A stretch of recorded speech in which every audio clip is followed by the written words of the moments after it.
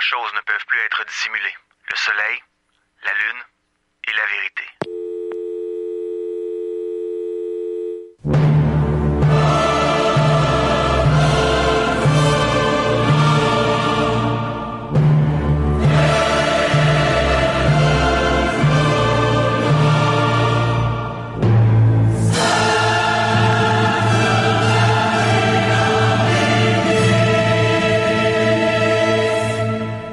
Cinq, 4, 3, 2, 1. Ils sont partis. Radio X Files avec Christian Page et Marceau de Radio X.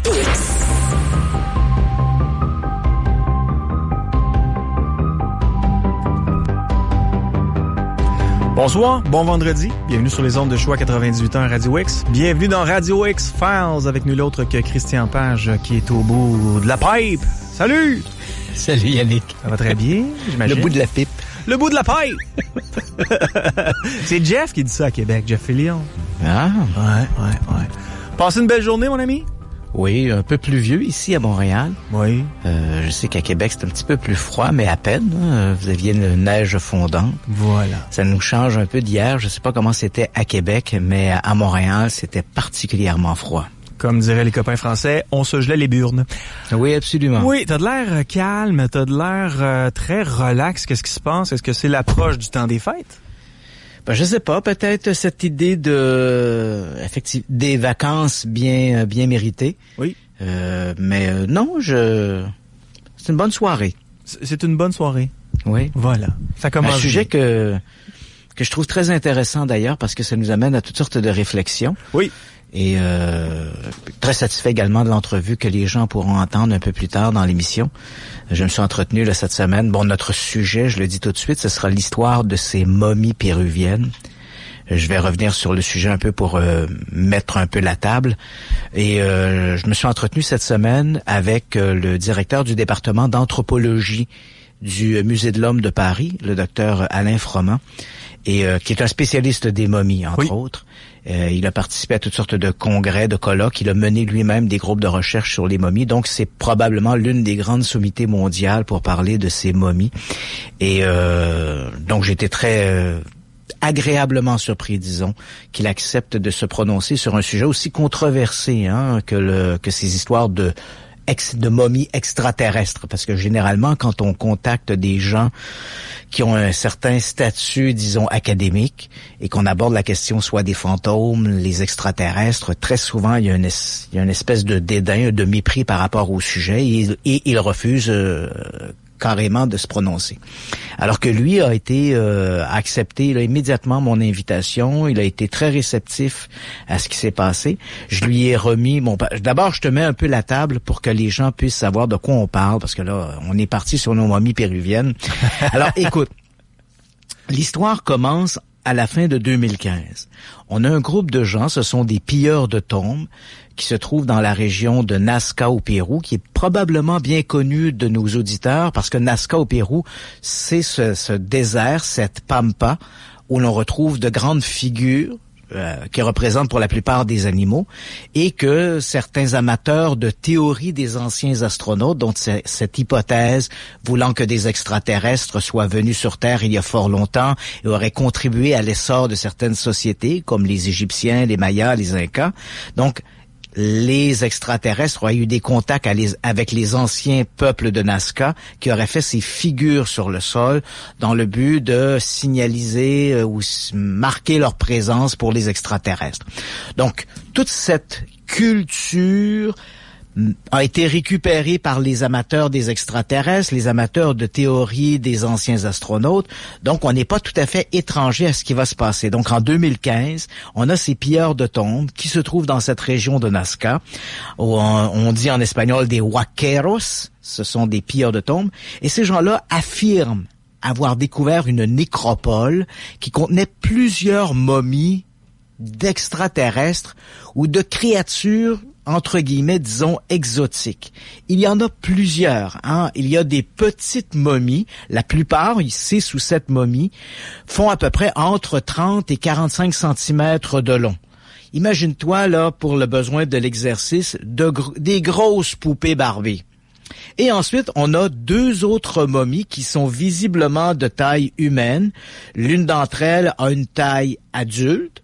Contrairement aux autres, les petites momies que je viens de te décrire, qui, elles, sont plutôt étendues, les bras de chaque côté du corps, les jambes étendues. La momie, disons, de taille humaine, est assise en position fétale. Et il y a une autre plus petite momie qui semble visiblement être celle d'un enfant, lui aussi assis recroquevillé. Donc, c'est grosso modo, ce sont ces momies que les Waqueros affirment avoir découvert.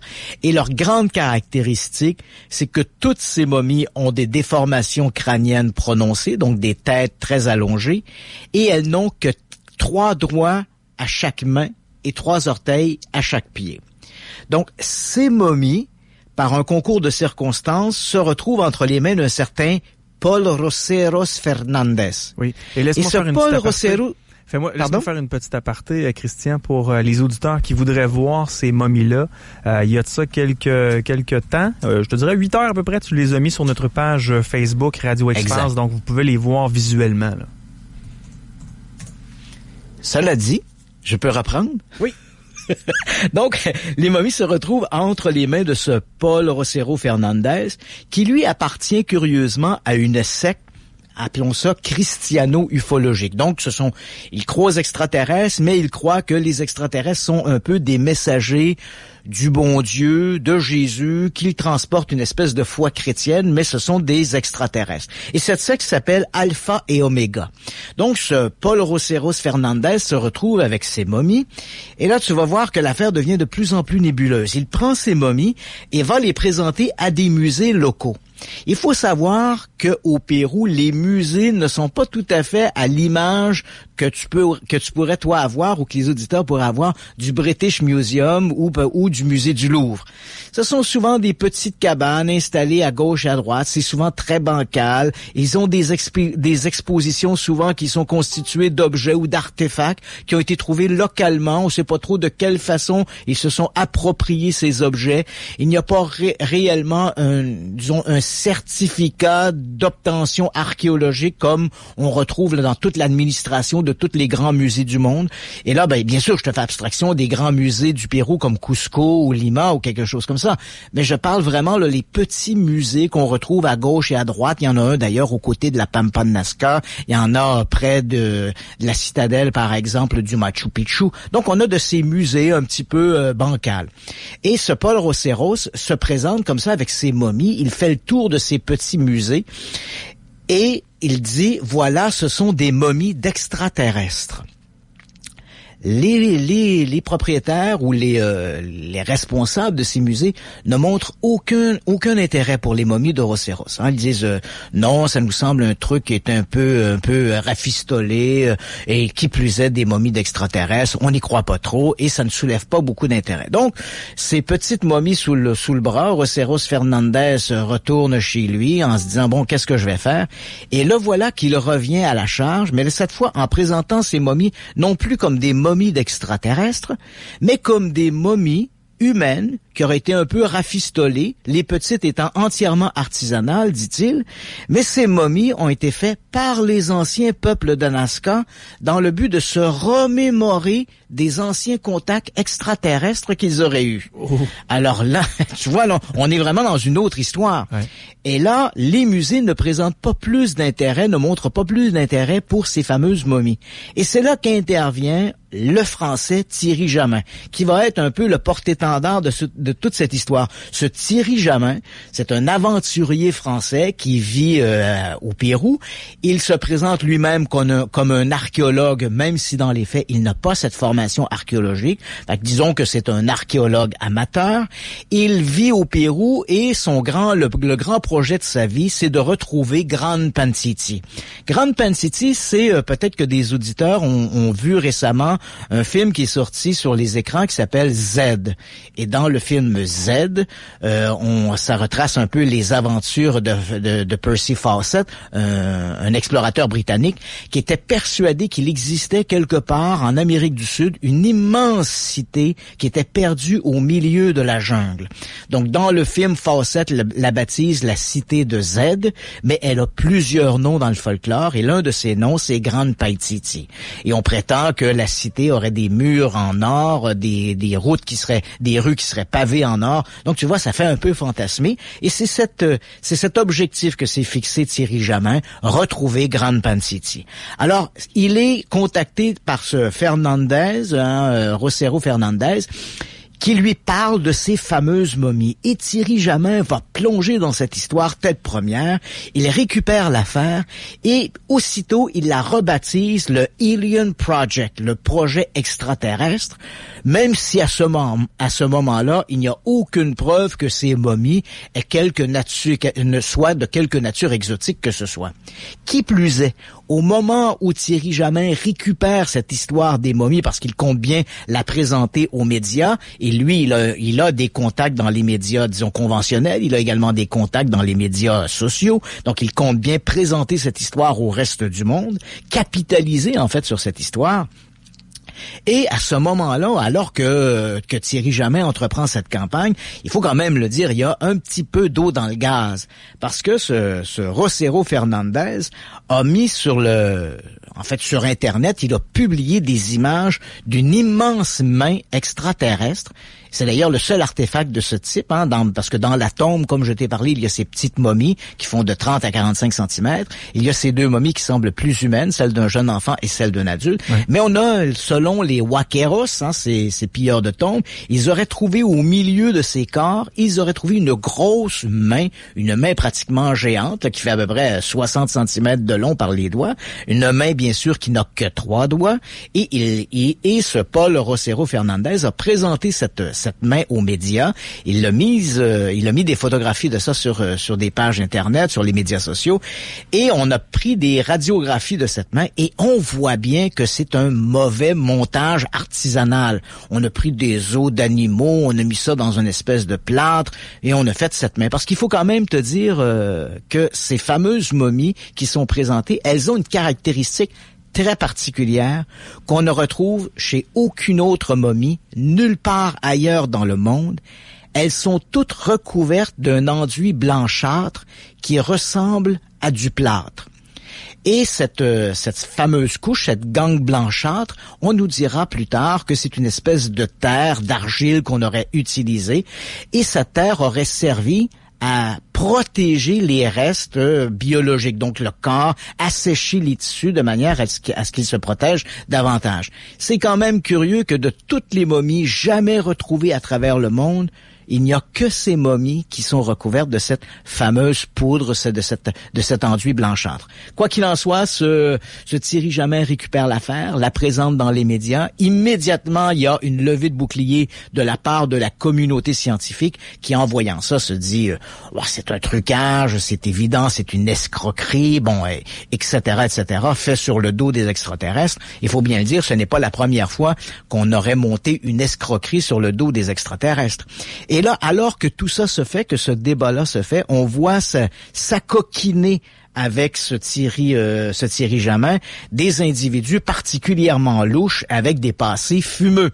Il y a un type qui s'appelle Konstantin Kototkov, qui est supposément un scientifique russe, qui se joint à l'équipe et qui, bien sûr, va porter sa voix en disant « Ces momies sont authentiques, je suis un scientifique ». Mais il faut savoir que, comme scientifique, notre monsieur Kototkov a également commercialisé un appareil qui, disait-il, lorsqu'il le vendait, était capable de prendre des clichés de l'âme.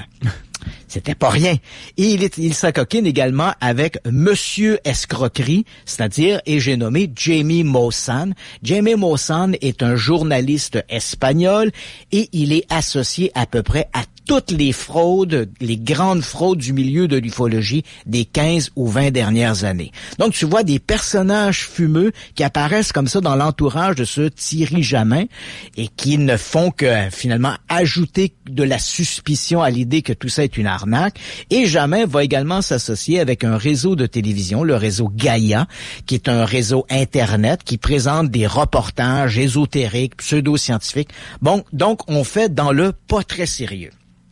Et voilà qu'en juillet 2017, on présente officiellement à la presse l'une des fameuses momies. C'est la momie de grandeur humaine, celle visiblement d'un adulte ou d'une adulte, recroquevillée sur elle-même. La momie est baptisée Maria parce qu'elle est visiblement de sexe féminin. Et comme je te l'ai mentionné, elle est assise un peu en position fétale. Elle a cette fameuse gangue blanchâtre qui l'entoure. Et là, on la montre aux médias en insistant bien sûr sur le fait qu'elle n'a que 3 orteils et 3 pieds. 3 orteils, et 3 doigts. Alors là, encore une fois, on a l'impression qu'on assiste à une espèce d'arnaque, un coup monté pour la télévision. Et alors que tout ça se fait, Thierry Jamin va présenter des analyses ADN dans les semaines qui vont suivre. Il dit voilà, on a pris ces momies, on a passé des radios X à ces momies, on a des scans également. Et là, tout ce que l'on présente, on a fait également des analyses ADN. Et tout ce qu'on présente à la presse, curieusement, ne sert qu'à ajouter à l'idée d'un canular. On voit bien que lorsqu'on regarde les os de ces créatures, et en particulier les petites momies, il s'agit d'un rafistolage tout à fait artisanal. Quant à la grande momie, la fameuse Maria, on voit très clairement sur les images qu'on a simplement épuré la main des tissus mous pour pouvoir utiliser les os de la main pour créer une impression de longs doigts, et on a charcuté la momie du pouce et de l'auriculaire pour qu'elle n'ait finalement que 3 doigts.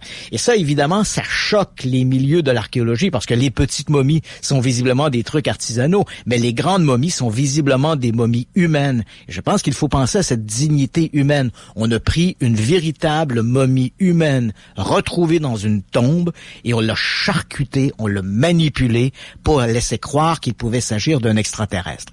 Alors là, tu comprends, Yannick, que ce que je te présente, en fait, c'est la position de la communauté scientifique versus ce que Thierry Jamin présente. Et bien sûr, ce Thierry Jamin n'est pas du tout de cet avis, lui. Pour lui, les momies sont obligatoirement authentiques. Il demande à des gens, il raconte qu'on a besoin de beaucoup de sous pour faire des recherches autour de ça.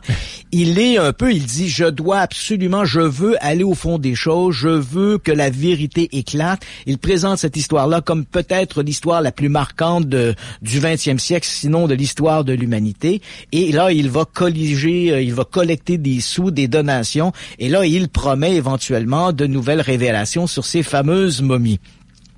Il faut quand même que je te dise que dans cette histoire, Thierry Jamin il a une honnêteté un peu élastique, c'est-à-dire qu'il dit aux médias, on m'accuse d'escroquerie, on accuse cette histoire d'être une arnaque montée sur le dos des extraterrestres, mais les archéologues ou les scientifiques ne font pas le déplacement au Pérou pour venir voir les momies. Là, ici, il y a comme un double discours, parce que ce qu'il faut savoir, c'est que dans le cas de Thierry Jamin, il critique la communauté scientifique en s'habillant lui-même du manteau de la science et en habillant ces fameuses découvertes du manteau de la science, mais lui-même ne respecte aucun protocole scientifique. Tu ne trouveras jamais, que ce soit même une momie d'un chien empaillé en Égypte, tu ne verras jamais quelque chose fait de manière aussi maladroite.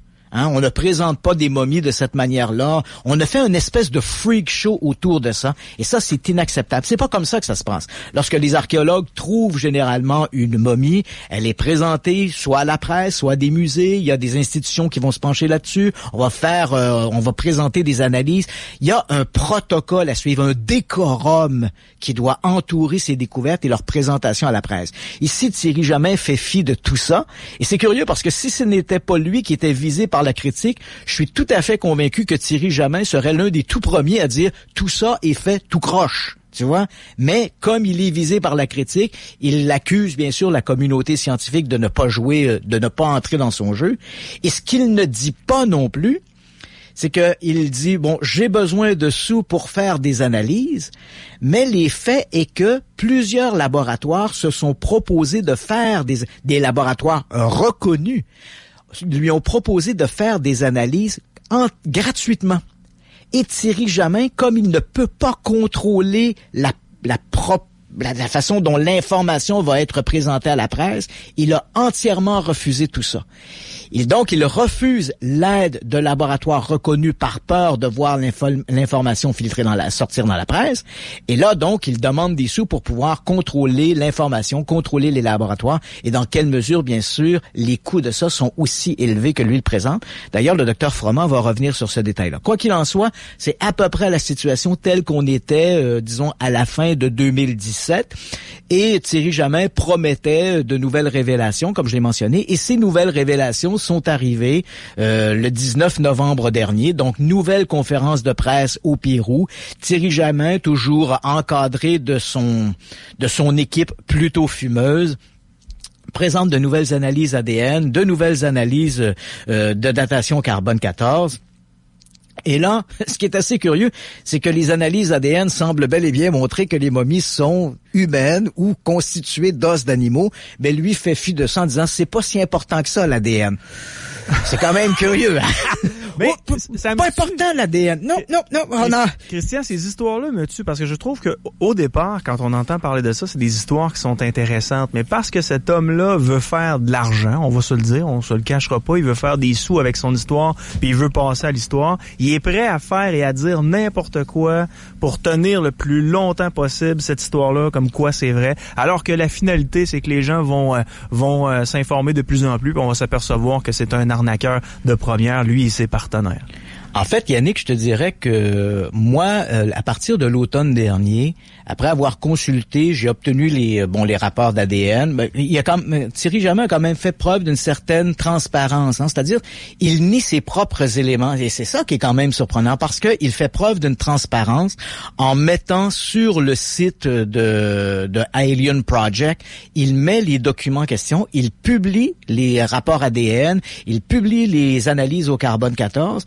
Donc il fait preuve d'une certaine transparence dans ces documents-là, mais quand on prend la peine de lire les documents en question, de regarder les photographies ou les scans, on voit bien que c'est une fraude. Les analyses ADN, les analyses au carbone 14 montrent que ce sont des momies qui ont entre 1000 et 1500 ans d'âge, que ce sont des momies entièrement humaines, que les ossements sont des ossements d'animaux. Bien sûr, il y a un pourcentage, on nous dit il y a 1 ou 2% à peu près de l'ADN qui n'est pas identifié, mais quand on lit le document, le non identifié qui devient dans la bouche des amateurs d'ovnis ou d'extraterrestres de l'ADN alien, quand on lit le rapport complet, on constate que ce 1 à 2% d'ADN qu'on ne peut pas identifier vient simplement d'une contamination, comme on est en droit d'en découvrir ou d'en trouver sur l'analyse de momies qui ont 1500 ans d'âge. Donc, il n'y a rien de mystérieux là, ici. Les laboratoires ne font pas de secret avec ça. Ils sont clairs à propos de leur découverte et de leurs analyses. Et Thierry Jamin fait table rase de ça. Il publie les rapports, mais il fait table rase de ça pour continuer à promouvoir son idée d'extraterrestre. C'est quand même assez étonnant. T'as l'escroc qui montre comment il s'est pris pour faire son escroquerie, mais qui continue de prétendre que ce n'est pas une escroquerie. Alors, moi, j'avoue que j'en perds un peu mon latin. C'était à peu près la situation dans laquelle on se trouvait, comme je l'ai mentionné, à l'automne dernier. Et puis voilà que, quand je dis l'automne dernier, je parle de l'automne 2017. Et voilà que le 19 novembre dernier, nouvelle conférence de presse, nouvelle présentation, nouveaux éléments qui ne sont que des éléments de plus qui appuient l'idée de la fraude. Et pourtant, encore une fois, Thierry Jamin joue sur les éléments, disons, ambigus. Hein? On a un rapport d'analyse ADN, mais il y a 2% d'ADN qu'on n'a pas pu identifier. Il se garde bien de dire que c'est une anomalie qu'on retrouve dans l'analyse de toute momie à peu près qui ont 2000 ans d'âge ou 1500 d'âge. Donc, il joue là-dessus et comme les gens qui l'écoutent, son auditoire, ces gens-là n'ont pas de connaissances en paléontologie, en anthropologie, n'ont pas de connaissances dans bien des cas, même dans l'histoire. Ils acceptent, ils boivent les paroles de ce Thierry Jamin qui donne l'impression d'être le bon gars qui va aller au bout des choses. Et comme moi, je n'ai pas cette expertise-là, je ne m'improviserai pas spécialiste des momies, historien, je n'ai absolument pas ces formations-là dans le domaine des sciences appliquées. C'est pourquoi j'ai demandé à un véritable spécialiste pour lequel on ne pourra pas remettre les compétences remettre en question les compétences, c'est-à-dire le docteur Alain Froment, que les gens pourront entendre dans la deuxième partie de l'émission, auquel j'ai communiqué tous les nouveaux documents qui ont été présentés à la presse par l'équipe de Thierry Jamin le 19 novembre dernier. Mon cher Christian, en début de semaine, il y a quelque chose qui a cogné à ma porte. Oui. Sais-tu c'était quoi? Non. La réalité. Il y a encore des gens aujourd'hui qui croient que les Américains n'ont jamais été sur la Lune. Ouais.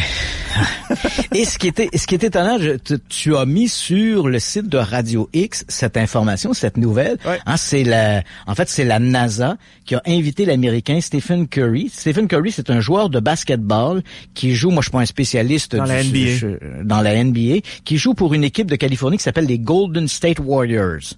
Donc, ce Thierry Curry, lors d'un échange, un blog où on parlait d'à peu près n'importe quoi, et principalement de sport, bien sûr, à un moment donné, la conversation a dérivé et Stephen Curry a manifesté ses doutes quant aux missions lunaires, les missions Apollo. Alors, il dit, à mon avis, on n'a pas été sur la Lune.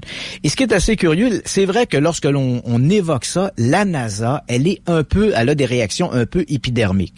Alors, dans le passé, c'est pas la première fois que quelqu'un remet en question la réalité des vols Apollo. Et je me rappelle encore, il y a quelques années, il y avait eu un reportage à la télé, au réseau de Fox, un documentaire, je pense que ça a été traduit en français et présenté peut-être à Historia ou à Canal D, qui était « Est-ce qu'on est allé sur la Lune ?» C'est un documentaire très sensationnaliste qui présentait dans la foulée toutes sortes d'éléments qui remettaient un peu en question les vols lunaires. Pourquoi n'y a-t-il pas d'étoiles sur les photos prises sur la Lune? Comment se fait-il que le drapeau tient debout sur la Lune, droit, comme s'il y avait du vent, alors qu'il n'y a pas de vent sur la Lune? Tu sais, donc tu vois ce genre de truc qui s'explique aisément, mais que pour les gens qui ne connaissent rien à la photographie, qui ne connaissent rien à l'aéronautique, à l'espace, évidemment, se laisseront embobiner facilement. Et quand ce reportage était sorti, sur une chaîne américaine, je crois que c'était Fox, la NASA, toujours épidermique par rapport au vol Apollo, et a réagi en disant, nous allons engager un journaliste, d'ailleurs, le journaliste en question était James Oberg, un journaliste spécialisé dans les vols spatiaux, qui a couvert l'ensemble des missions de la NASA, des missions Apollo jusqu'aux missions de la navette spatiale. Écoute, le contrat était signé. L'idée était d'amener un livre et de démonter un à un tous les arguments présentés par les complotistes qui remettent en question cette histoire de mission lunaire. Et à la toute fin, finalement, l'administration de la NASA s'est ravisée en disant « Bof ». Qu'est-ce que ça va donner? Et c'est tout à fait vrai, hein. Je le sais, j'ai moi-même écrit un livre sur les théories du complot. À partir du moment où des gens se sont fait une idée dans la complosphère, quand les gens se sont fait une idée, ils vont demeurer imperméables à tout argument que tu pourrais t'apporter. Donc, la NASA s'est ravisée en disant, tant pis, s'ils veulent continuer à croire qu'on n'a pas été sur la Lune, c'est comme ça. D'autant plus que la NASA a créé sur son site elle-même une page où elle démontre chacun de ses arguments et elle présente des arguments qui sont, de toi à moi, franchement difficiles à réfuter.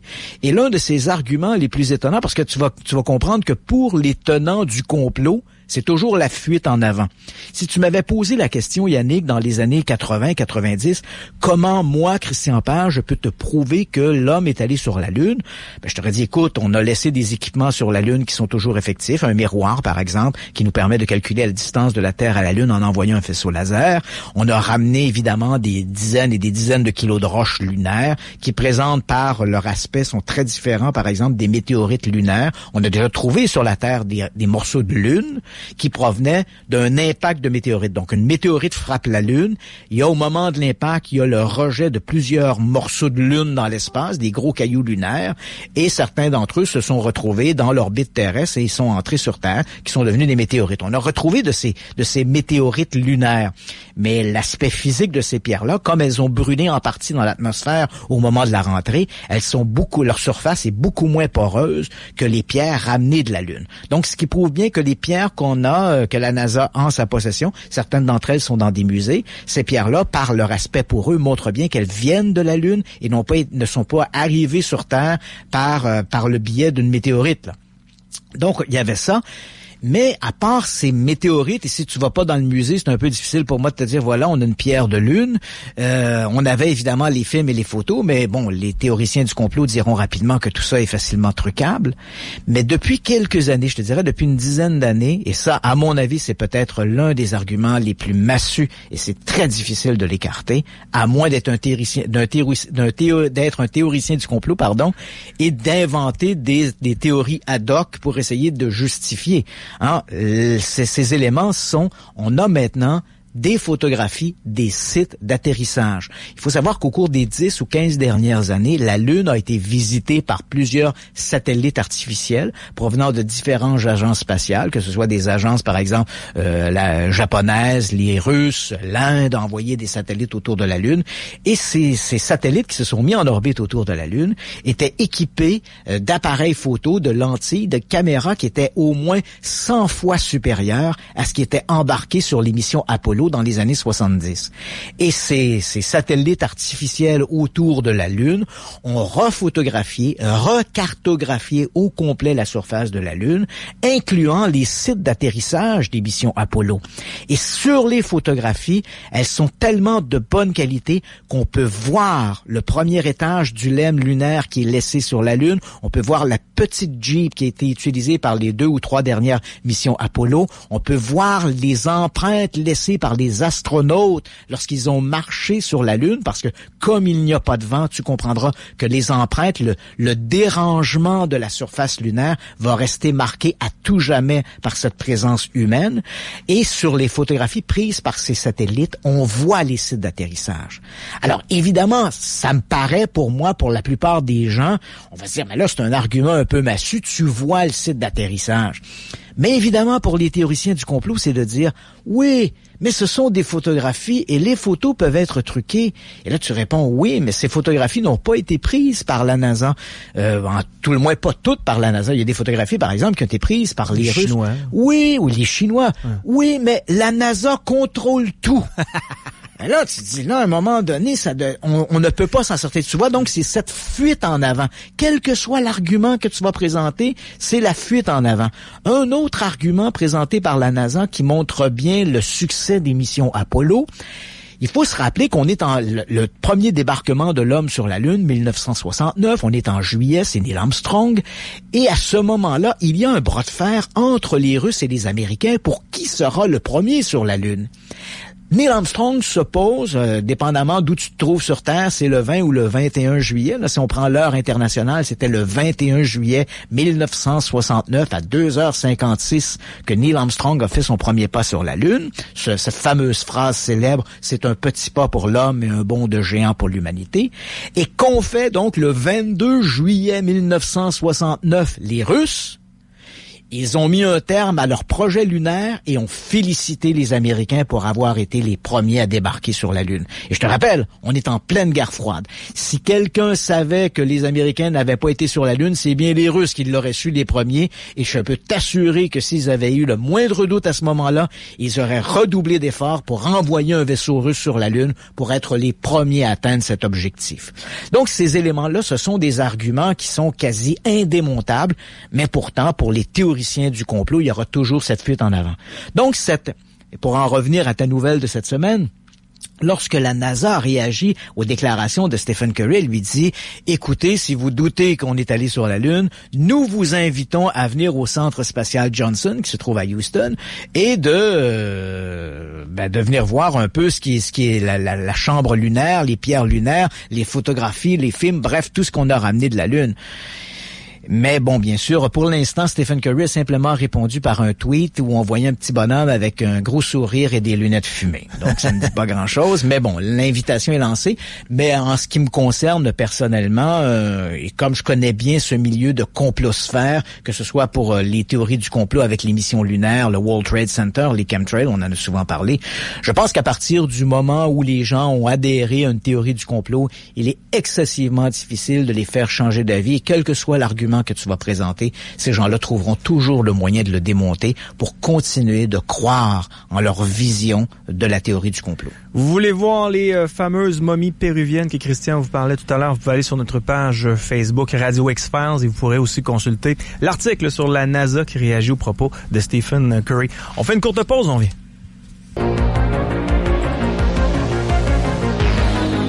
Dans Radio X-Files, on parle de films aussi, mon cher Christian. Absolument. Jason Paré est avec nous. Salut, Jason. Jason, est-ce que tu es là? Oui, je suis là. Voilà. C'était peut-être perdu dans l'une des très nombreuses pièces de la maison Winchester. Voilà. C'est possible. Jason Paré d'horreur.québec. Salut! Ça va bien? Oui, ça va bien. On parle de la maison Winchester ce soir? Oui, exact. Pour une fois, je vous parle d'un film qui est sorti cette année. Donc, oui, c'est un film qui a été réalisé par les frères Sperig, puis qui est sorti en février, en fait. Mais la maison Winchester, c'est une maison qui existe, qui est située à San José, en Californie. Oui. Vraiment célèbre dans le folklore américain pour sa réputation, justement, de maison hantée. Cette maison-là est vraiment spéciale parce qu'elle contient 160 pièces, donc 40 chambres. Il y a 10 000 carreaux de fenêtres, 47 foyers, 17 cheminées, puis en plus, là, il y a des affaires bizarres comme des portes qui donnent sur le vide, des escaliers qui mènent à des plafonds, des placards sans fond et même des fenêtres sur le sol. C'est une maison de style victorien, mais ça a l'air plus d'un château qu'une maison, là. Exact. En fait, avant de devenir un monument historique, cette maison-là appartenait à Sarah Winchester. Donc, voilà, on fait un lien déjà avec le titre du film. Oui. Sarah, c'était l'épouse de William Winchester, qui était, en fait, je parle beaucoup de monde, le fils d'Oliver Fisher Winchester, qui est le fondateur et président de la compagnie Winchester, celui qui a fait, entre autres, la carabine à répétition avec un levier. Les amateurs de western connaissent probablement cette arme. Et, accessoirement, Oliver a été aussi gouverneur du Connecticut. Et bref, pour revenir à William et à Sarah, les deux se sont mariés en 62, puis après ça, en 66, ils ont... On parle ici de 1862, oui. Hein? C'est quand même... Oui, c'est important. On est au 19e siècle. Exact, oui. Et à ce moment-là, ils vivaient au Connecticut. Le couple Winchester vivait au Connecticut. En effet. Et c'est juste que, 4 ans après leur mariage, ils ont eu une fille. Mais cette dernière est morte quelques semaines plus tard d'une maladie infantile. Ce qui a provoqué une grosse dépression, en fait, chez Sarah Winchester. Elle s'en est jamais vraiment remise, d'ailleurs. Et Sarah et leur fille est demeurée, leur fille est demeurée leur enfant unique. Ils n'ont pas eu d'autres enfants après ça. Exact, c'est ça. Ils n'ont jamais eu d'autres enfants. En décembre 1880, là, on saute quelques années plus tard, William a pris la succession de son père, qui est décédé, pour la compagnie Winchester. Mais il est mort 4 mois plus tard, après avoir été atteint d'une tuberculose. Puis là, Sarah, elle a fait des liens, puis elle s'est dit qu'il y avait une malédiction qui s'était abattue sur elle et sa famille. Il faut quand même dire qu'elle était un peu aidée. Oui, c'est là que je m'en allais à parler du médium de Boston, effectivement. Vas-y, excuse-moi de t'avoir interrompu. Ah non, il n'y a pas de problème, Mais oui, effectivement, elle a été fortement influencée par un certain Adam Coons, qui est un médium de Boston, et qui lui a justement soufflé cette idée de malédiction, et qui, c'est lui, justement, c'est de sa faute, c'est lui qui a conseillé à Sarah de construire une maison pour elle, puis tous les esprits des personnes qui sont tuées par la carabine Winchester. Parce que c'est ça, l'idée de la malédiction, c'est que là, évidemment, la carabine qui a été très populaire, autant dans des conflits armés que chez les hors-la-loi, les cow-boys, etc., ça a fait beaucoup de victimes. Et dans sa tête, cette malédiction-là, justement, était provoquée par toutes ces victimes de cette carabine. Et c'est lui qui a suggéré, justement, de construire la maison.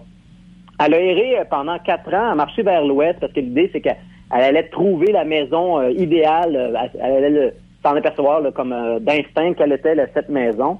Et justement, elle est arrivée à une ferme qui contenait seulement 8 chambres à l'époque.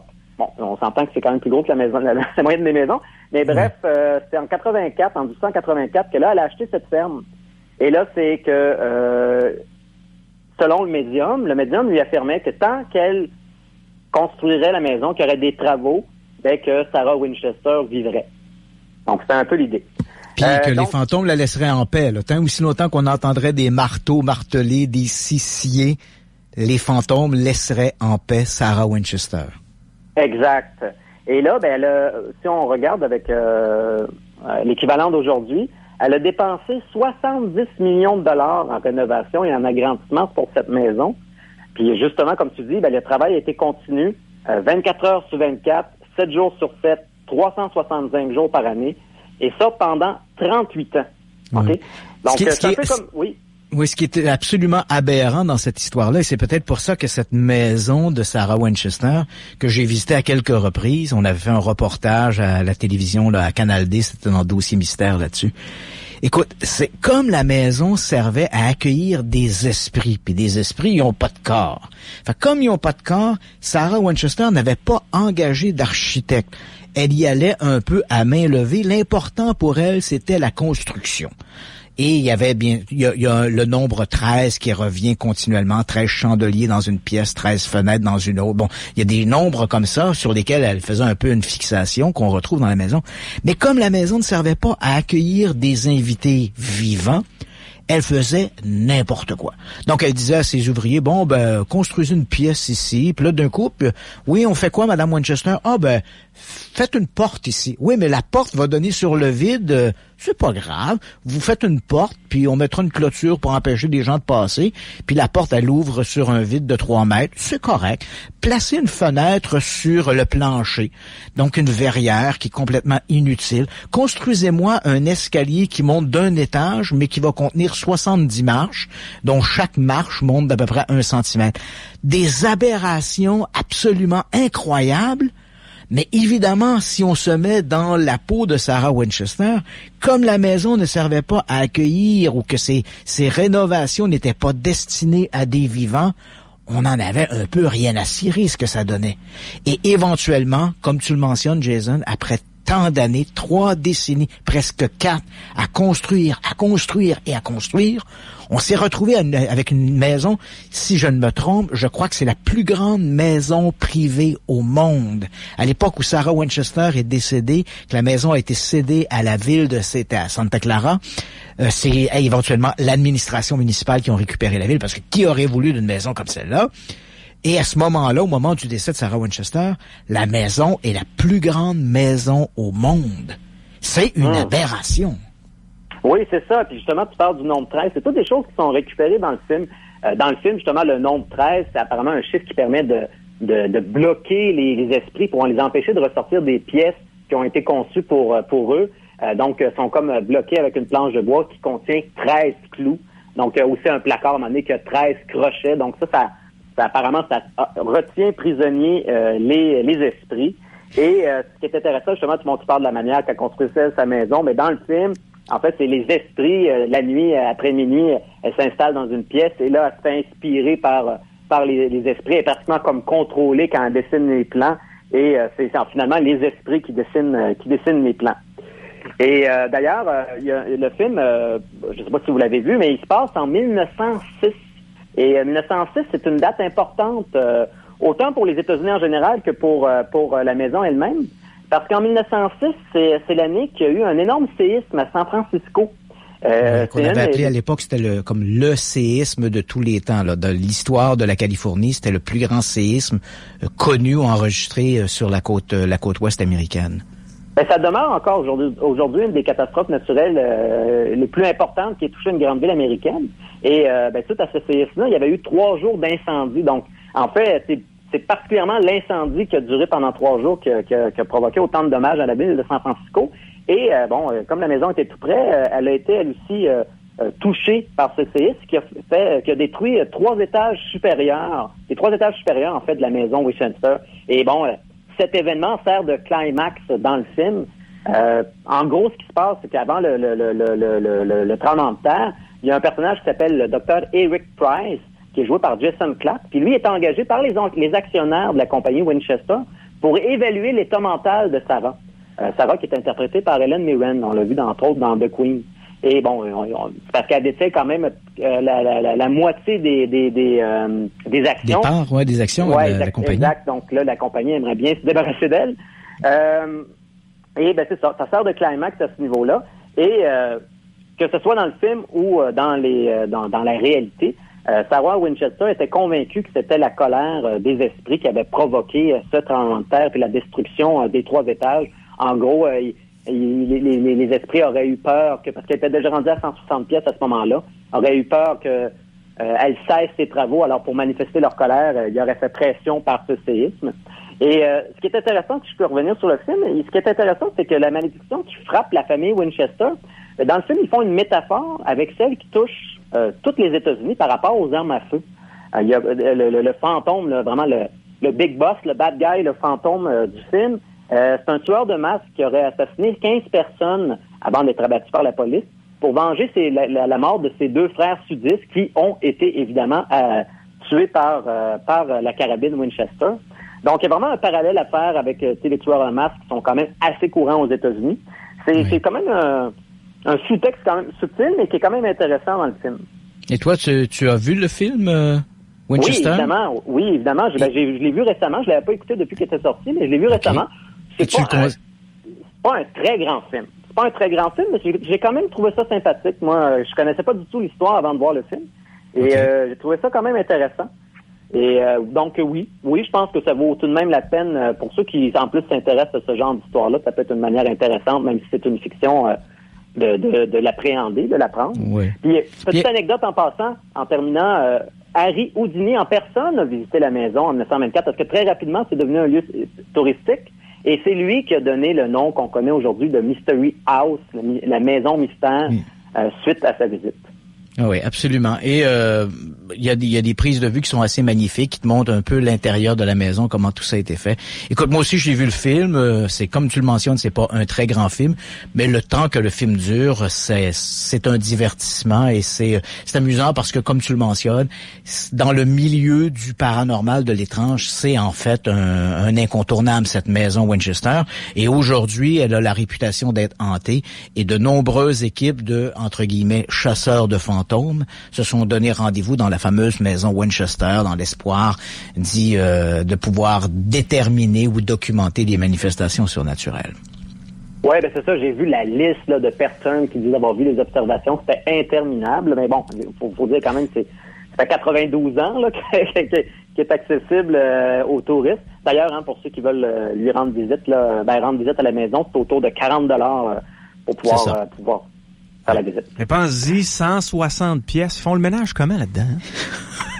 Tu ne visites pas les 160 pièces. Hein? Quand tu visites la maison Winchester, il y a un circuit et tu visites, peut-être tu peux voir une trentaine de pièces, mais il y a plein de pièces qui ne sont pas accessibles. Et curieusement, l'administration de la maison Winchester ont découvert, c'est cette année ou l'an dernier, une pièce qu'on n'avait jamais visitée.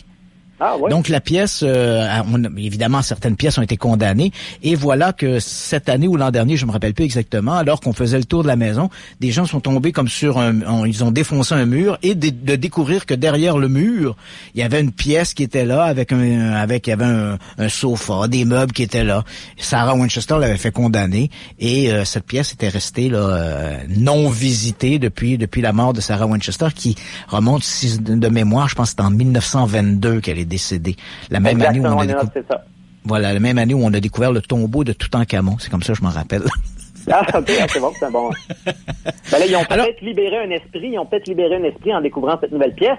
Ah, peut-être, qui sait. Oui.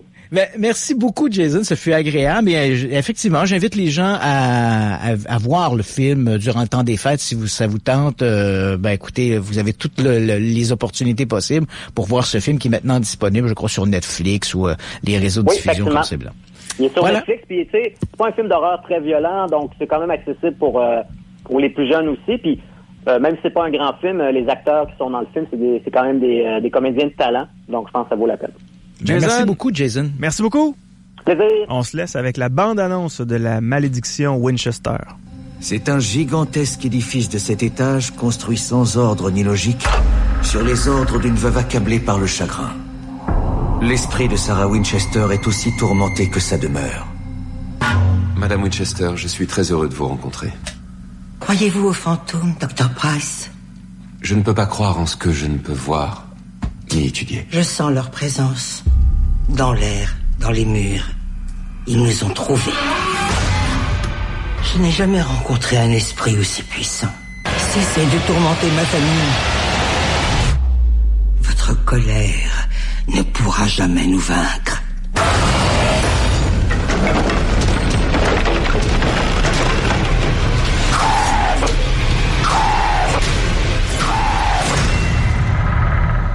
OK, Jason en parlait tantôt, je trouvais ça franchement intéressant, mais là, je me vois déjà en train d'écouter ça dans le sous-sol chez nous avec le système de son dans le fond. Ça va être hallucinant, mon cher Christian. Oui, c'est comme je l'ai mentionné, c'est un bon divertissement.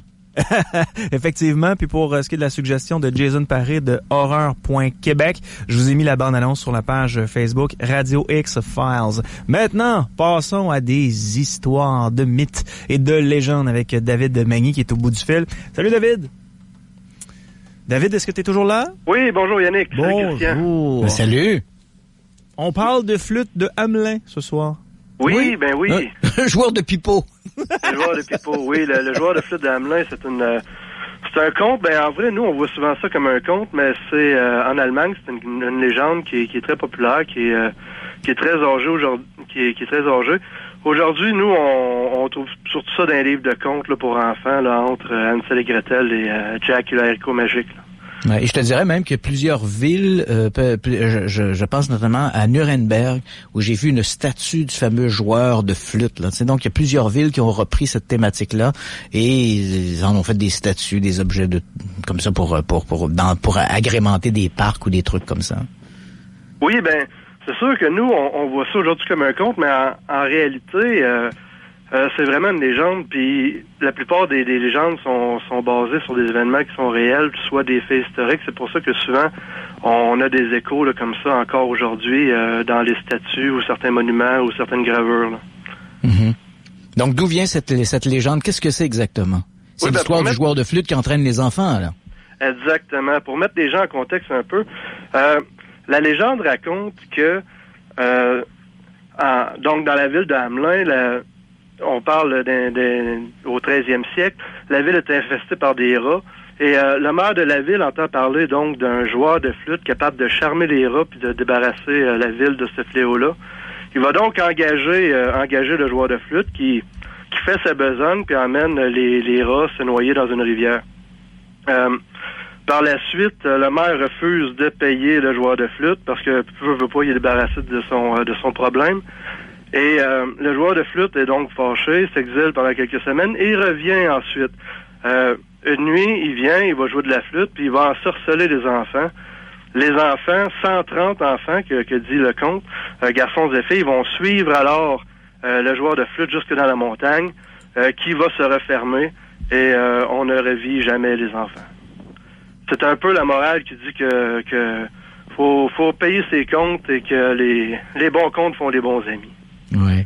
Mais cette légende-là, est-ce que tu sais à partir de quel moment elle apparaît dans la culture, là? Oui, ben c'est une légende qui a été transcrite par les frères Grimm, puis aussi par Robert Browning, qui est un poète anglais. Mais la plus vieille référence à cette légende-là, elle remonte à un vitrail qui était placé dans l'église de Hamelin. On raconte aux alentours de 1300. Le vitrail est dispo aujourd'hui, mais il y a plusieurs documents qui racontent, qui le décrivent du 14e siècle, surtout, puis certaines adaptations aussi du vitrail. Okay. La première version imprimée, par contre, ça c'est la plus intéressante un peu dans l'histoire, c'est la retranscription d'un historien dominicain, Heinrich von Erfurt, que je dirais dans un allemand presque parfait. Il a fait c'est une retranscription en 1450. Puis ce document-là est consigné dans les archives municipales de la ville de Hamelin. Pour mettre les gens en contexte un peu, à cette époque-là, plusieurs moines consultaient les archives locales, les correspondances, les mémoires, puis d'autres écrits comme ça, historiques, divers ou politiques. Puis ils faisaient des retranscriptions de ça pour les mettre, si on veut, à jour dans des documents historiques plus homogènes. Oui. Puis dans le texte en question, on parle d'un mystérieux et beau jeune homme jouant d'une flûte en argent qui attira les enfants hors de la ville. Puis on parle du 26 juin 1284, soit le jour de la fête de Saint-Jean et Saint-Paul. Ensuite, c'est ça, le document dit qu'on les a jamais revus. Qu'est-ce qui est intéressant de ce document-là, c'est qu'il fait référence à un témoin oculaire. C'est donc une mémoire ou une correspondance qui a été écrite par un Allemand. Et on a retrouvé le nom, les traces de cette personne-là dans le registre de l'église locale. Ce qui fait que ce document-là laisse entendre que la légende s'appuie sur une histoire véridique, puis que 130 enfants auraient quitté la ville ce jour-là. Ensuite, mais on sait pas ce qu'il est advenu. C'est-à-dire qu'on n'a pas au-delà de la retranscription du document, on n'a pas un document historique qui parle de l'événement lui-même. Non, c'est vrai.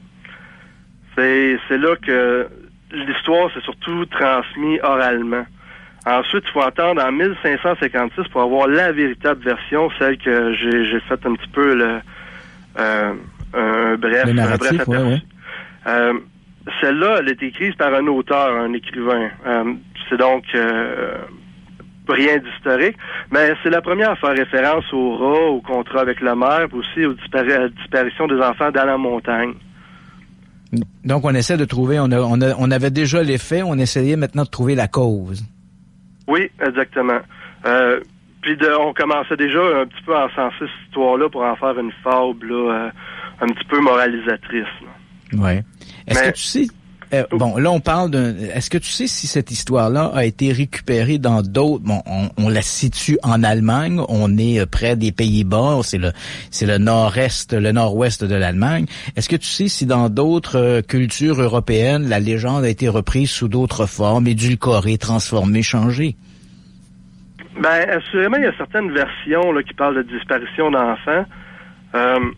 Mais il y a rien d'aussi précis vraiment que la légende du flûtiste de Hamelin qui a une date précise avec le lieu, l'événement et le nombre d'enfants.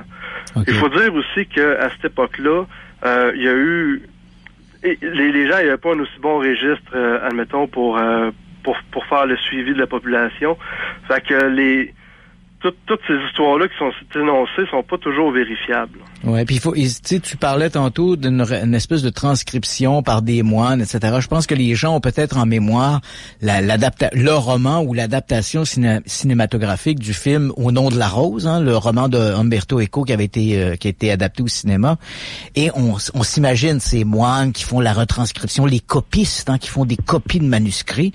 On comprend bien qu'à cette époque, on est bien avant l'invention de l'imprimerie. Donc, tous les documents étaient des documents manuscrits. Et qui écrivait, hein, c'est pas pour rien qu'on appelait ça un peu les Dark Ages. Les gens, c'était les mieux nantis, les mieux éduqués et aussi les gens qui représentaient le clergé qui savaient écrire.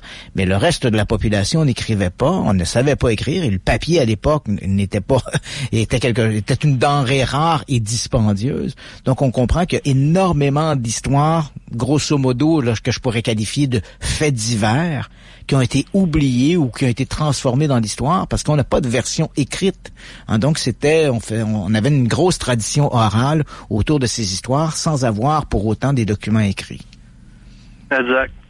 Il y a plusieurs, par exemple, chercheurs qui sont basés sur les écrits que j'ai cités un petit peu avant pour essayer de trouver des explications rationnelles.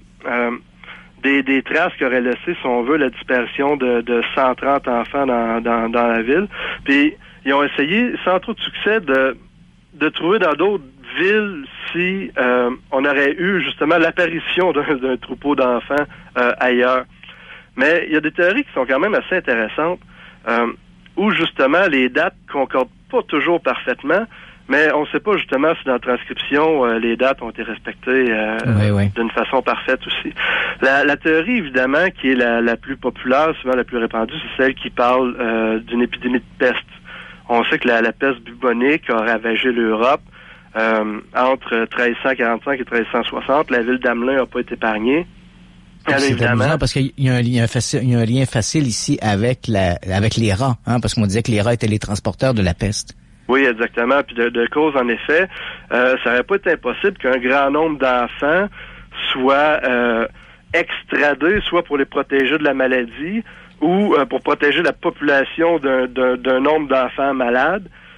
qui auraient été guidés en dehors de la ville, puis qui seraient décédés à l'extérieur de la ville, ou encore qui se seraient exilés justement pour fuir la peste.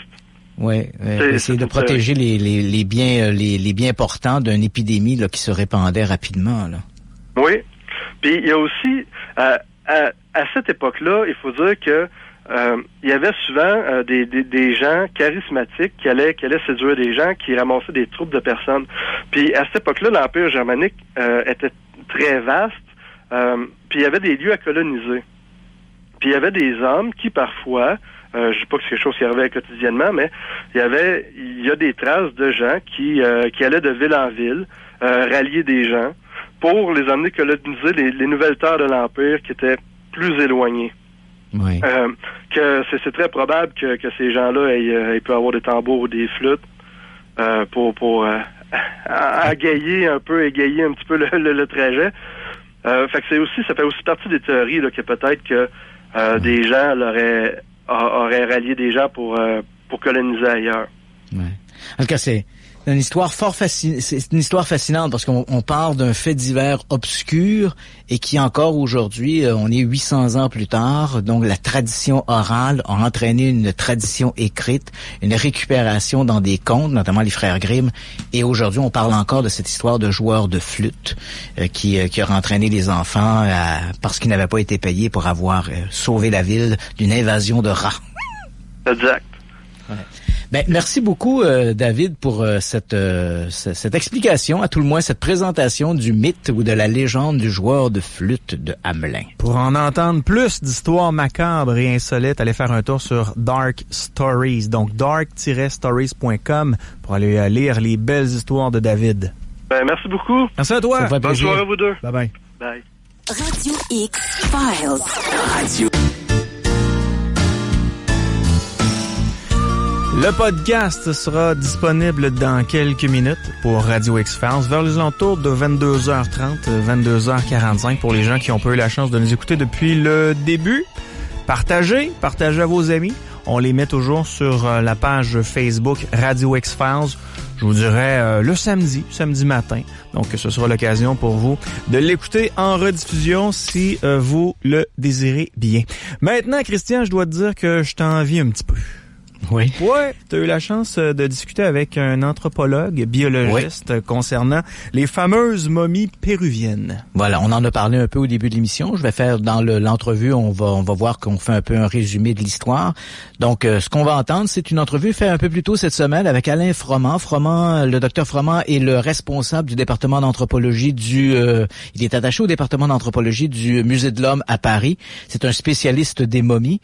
Il a une formation médicale. Je lui ai suite à la conférence de presse tenue à propos de ces fameuses momies péruviennes que l'on dit peut-être d'origine extraterrestre. Sur le site de Alien Project, il y a des documents, des scans, des analyses au carbone 14, des analyses d'ADN qui ont été publiées. J'ai pris l'ensemble de ces documents que j'ai envoyés au docteur Froment. Il a pris plusieurs jours pour analyser minutieusement l'ensemble de ces données et on s'est reparlé cette semaine et voici ce qu'il avait à dire à propos de ces fameuses momies extraterrestres ou peut-être pas. Bonjour, Dr Alain Froment. Vous êtes médecin et anthropologue. Vous êtes attaché au département d'anthropologie du Musée de l'Homme à Paris. Et aujourd'hui, nous allons parler de ces histoires de momies péruviennes. Si vous me permettez, je vais prendre quelques secondes pour résumer aux auditeurs de quoi il s'agit. En fait, ces momies auraient été découvertes à la fin de 2015. Elles auraient été découvertes par des pilleurs de tombes dans la région de Nazca au Pérou. Et par un concours de circonstances, se sont retrouvées entre les mains d'un archéologue amateur français qui vit à Cusco, qui s'appelle Thierry Jamin, et qui a pris le dossier en charge. Il faut dire que ce Thierry Jamin dirige une organisation qui s'appelle l'Institut Incari. Et donc, depuis 2016, ces momies ont été présentées à la presse. C'est assez étonnant parce qu'on a deux types de momies, donc deux momies qui ressemblent étrangement à des momies humaines, mais qu'on aurait un peu charcutées pour réduire en fait les doigts de main à 3 et les orteils également. Et ensuite, on a un groupe de plus petites momies qui font à peu près 30 cm de long Et dans un cas comme dans l'autre, dès que ces momies ont été présentées à la presse, la communauté scientifique a réagi en qualifiant cette histoire de supercherie et même en allant plus loin, en accusant le groupe de Thierry Jamin de s'être adonné à du pillage de tombes et bien sûr des mutilations sur des momies, donc un peu le patrimoine péruvien qui passait un peu comme ça sous le couperet. Et là, donc, l'affaire aurait pu en rester là, mais voilà que le 19 novembre dernier, le groupe Incari, avec en tête toujours Thierry Jamin, ont tenu une conférence de presse en présentant à nouveau des documents, analyse ADN, nouveaux scans de ces fameuses momies, sur lesquels d'ailleurs vous vous étiez déjà prononcé il y a un certain temps. Et je vous ai fait parvenir au cours des derniers jours ces nouveaux documents présentés à la presse que vous avez consultés et avez-vous été impressionné? Alors pas du tout. Il est vrai que dans la communauté scientifique et en particulier pour les spécialistes des momies, dont nous sommes au Musée de l'Homme, on a une très belle collection. J'ai eu à diriger d'ailleurs un groupe de recherche consacré aux momies. Cette communauté est atterrée par la publicité qui a été faite autour de ces restes. Alors on comprend bien la fascination du public pour les extraterrestres, etc. Mais clairement, là, on a affaire à une manipulation. Moi, je ne veux accuser personne, je ne sais pas d'où vient la manipulation, mais je consulte effectivement les documents et j'essaye de démêler un petit peu les chevaux. Donc, vous avez bien résumé la situation. En gros, on a une momie d'adulte qui est authentique. Et donc, parce que dans le faux, il y a toujours un petit peu de vrai. Et donc, dans le cas qui nous occupe, la momie adulte, c'est une vraie momie précolombienne. C'est donc normal qu'elle livre des datations au carbone 14 qui soient de l'ordre de 1000 ans. Et c'est normal qu'elle livre de l'ADN humain. Par ailleurs, on a affaire à des mains un peu bizarres qui, elles, sont composites, qui, au scanner, sont faites de tout un ensemble d'os qui ne s'articulent pas entre eux. Et puis, il y a des petites poupées, on pourrait dire, à tête de chat, qui sont là encore des petits mannequins composés d'os animaux sans articulation anatomique parce qu'ils viennent d'espèces hétérogènes. Mais donc là, on voit bien la fabrication. En ce qui concerne effectivement le souci qu'on a avec la momie d'adulte, ce sont les mutilations. Alors les mutilations, d'abord, elles sont sur les oreilles qui ont été coupées et elles sont sur les mains et les pieds, comme vous l'avez dit. C'est-à-dire que les espaces entre les métacarpes ou entre les métatarses ont été enlevés pour faire l'impression que les doigts sont très longs. Et le premier et le cinquième doigt ont été coupés, mais on voit encore les facettes articulaires de là où ils s'articulaient avec une main ou un pied normal. Donc on a là affaire à une mutilation. Alors cette malheureuse momie est recouverte d'un enduit qui, nous dit-on, est de la diatomée, donc une espèce d'algue siliceuse. Bon, c'est vrai que je ne suis pas allé sur place pour m'en enquérir, mais vous savez que dans l'expertise des momies, ce qu'il nous faut avant tout, ce sont de bonnes images. Alors pour les nouvelles images, l'équipe que vous avez citée demande un engagement de confidentialité. C'est-à-dire que vous n'aurez droit d'examiner les nouvelles images que si vous engagez à ne rien révéler. Donc de toute façon, là, c'est aussi une impasse. Mais sur les documents qui ont déjà amplement circulé, on voit bien la manipulation. Oui. Vous avez évoqué cet enduit blanchâtre, cette diatomée. Je ne suis pas un spécialiste de l'histoire, mais les quelques recherches que j'ai faites ne m'ont pas permis de trouver de précédent. Donc, ni dans le Mésoamérique, ni ailleurs dans le monde, je n'ai trouvé de momie recouverte de cette terre de diatomée. Est-ce que je me trompe? Non, c'est vrai, c'est-à-dire que c'est tout à fait particulier. Là, évidemment, c'est pour lui donner un aspect insolite, pour la distinguer justement d'une momie ordinaire, et puis c'est aussi pour masquer les mutilations, parce que quand vous coupez une oreille ou un doigt, évidemment, il va y avoir au niveau tissulaire des cicatrices, enfin des marques, et donc pour masquer ces marques, il faut enrober la momie d'une poudre qui va permettre de la faire passer pour ce qu'elle n'est pas. Donc c'est un peu comme une couche de peinture pour dissimuler, disons, les imperfections d'en dessous. Et c'est là que, en dehors de la manipulation scientifique, c'est là le scandale aussi, c'est de prendre un reste humain, une personne, archéologique et la mutiler pour la faire passer pour quelque chose d'autre. Donc ça, du point de vue de l'éthique archéologique, c'est insupportable.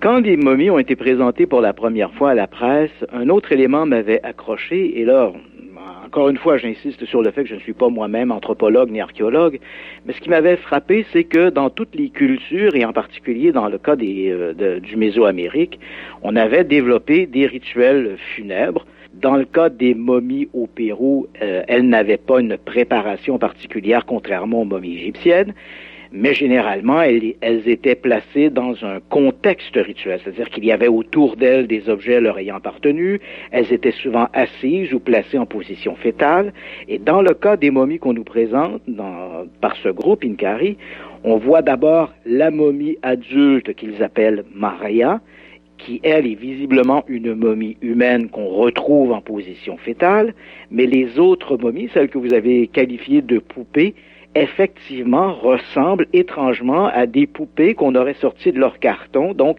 les bras le long du corps, les jambes droites. On ne sent pas dans ces momies aucun rituel funèbre quel qu'il soit. Est-ce que c'est normal ou est-ce que ce contexte archéologique fait complètement défaut ici?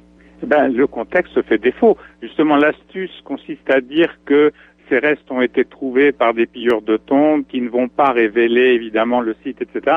Parce que quand il y a une découverte archéologique authentique, eh bien, en fouille, on peut situer le contexte, on peut effectivement regarder le mobilier, enfin, tout ce qui est autour de la tombe. Mais là, évidemment, ces objets-là sont décontextualisés, donc on ne peut pas les rattacher à un contexte archéologique ou sédimentologique particulier. Évidemment, parce qu'on serait bien en peine.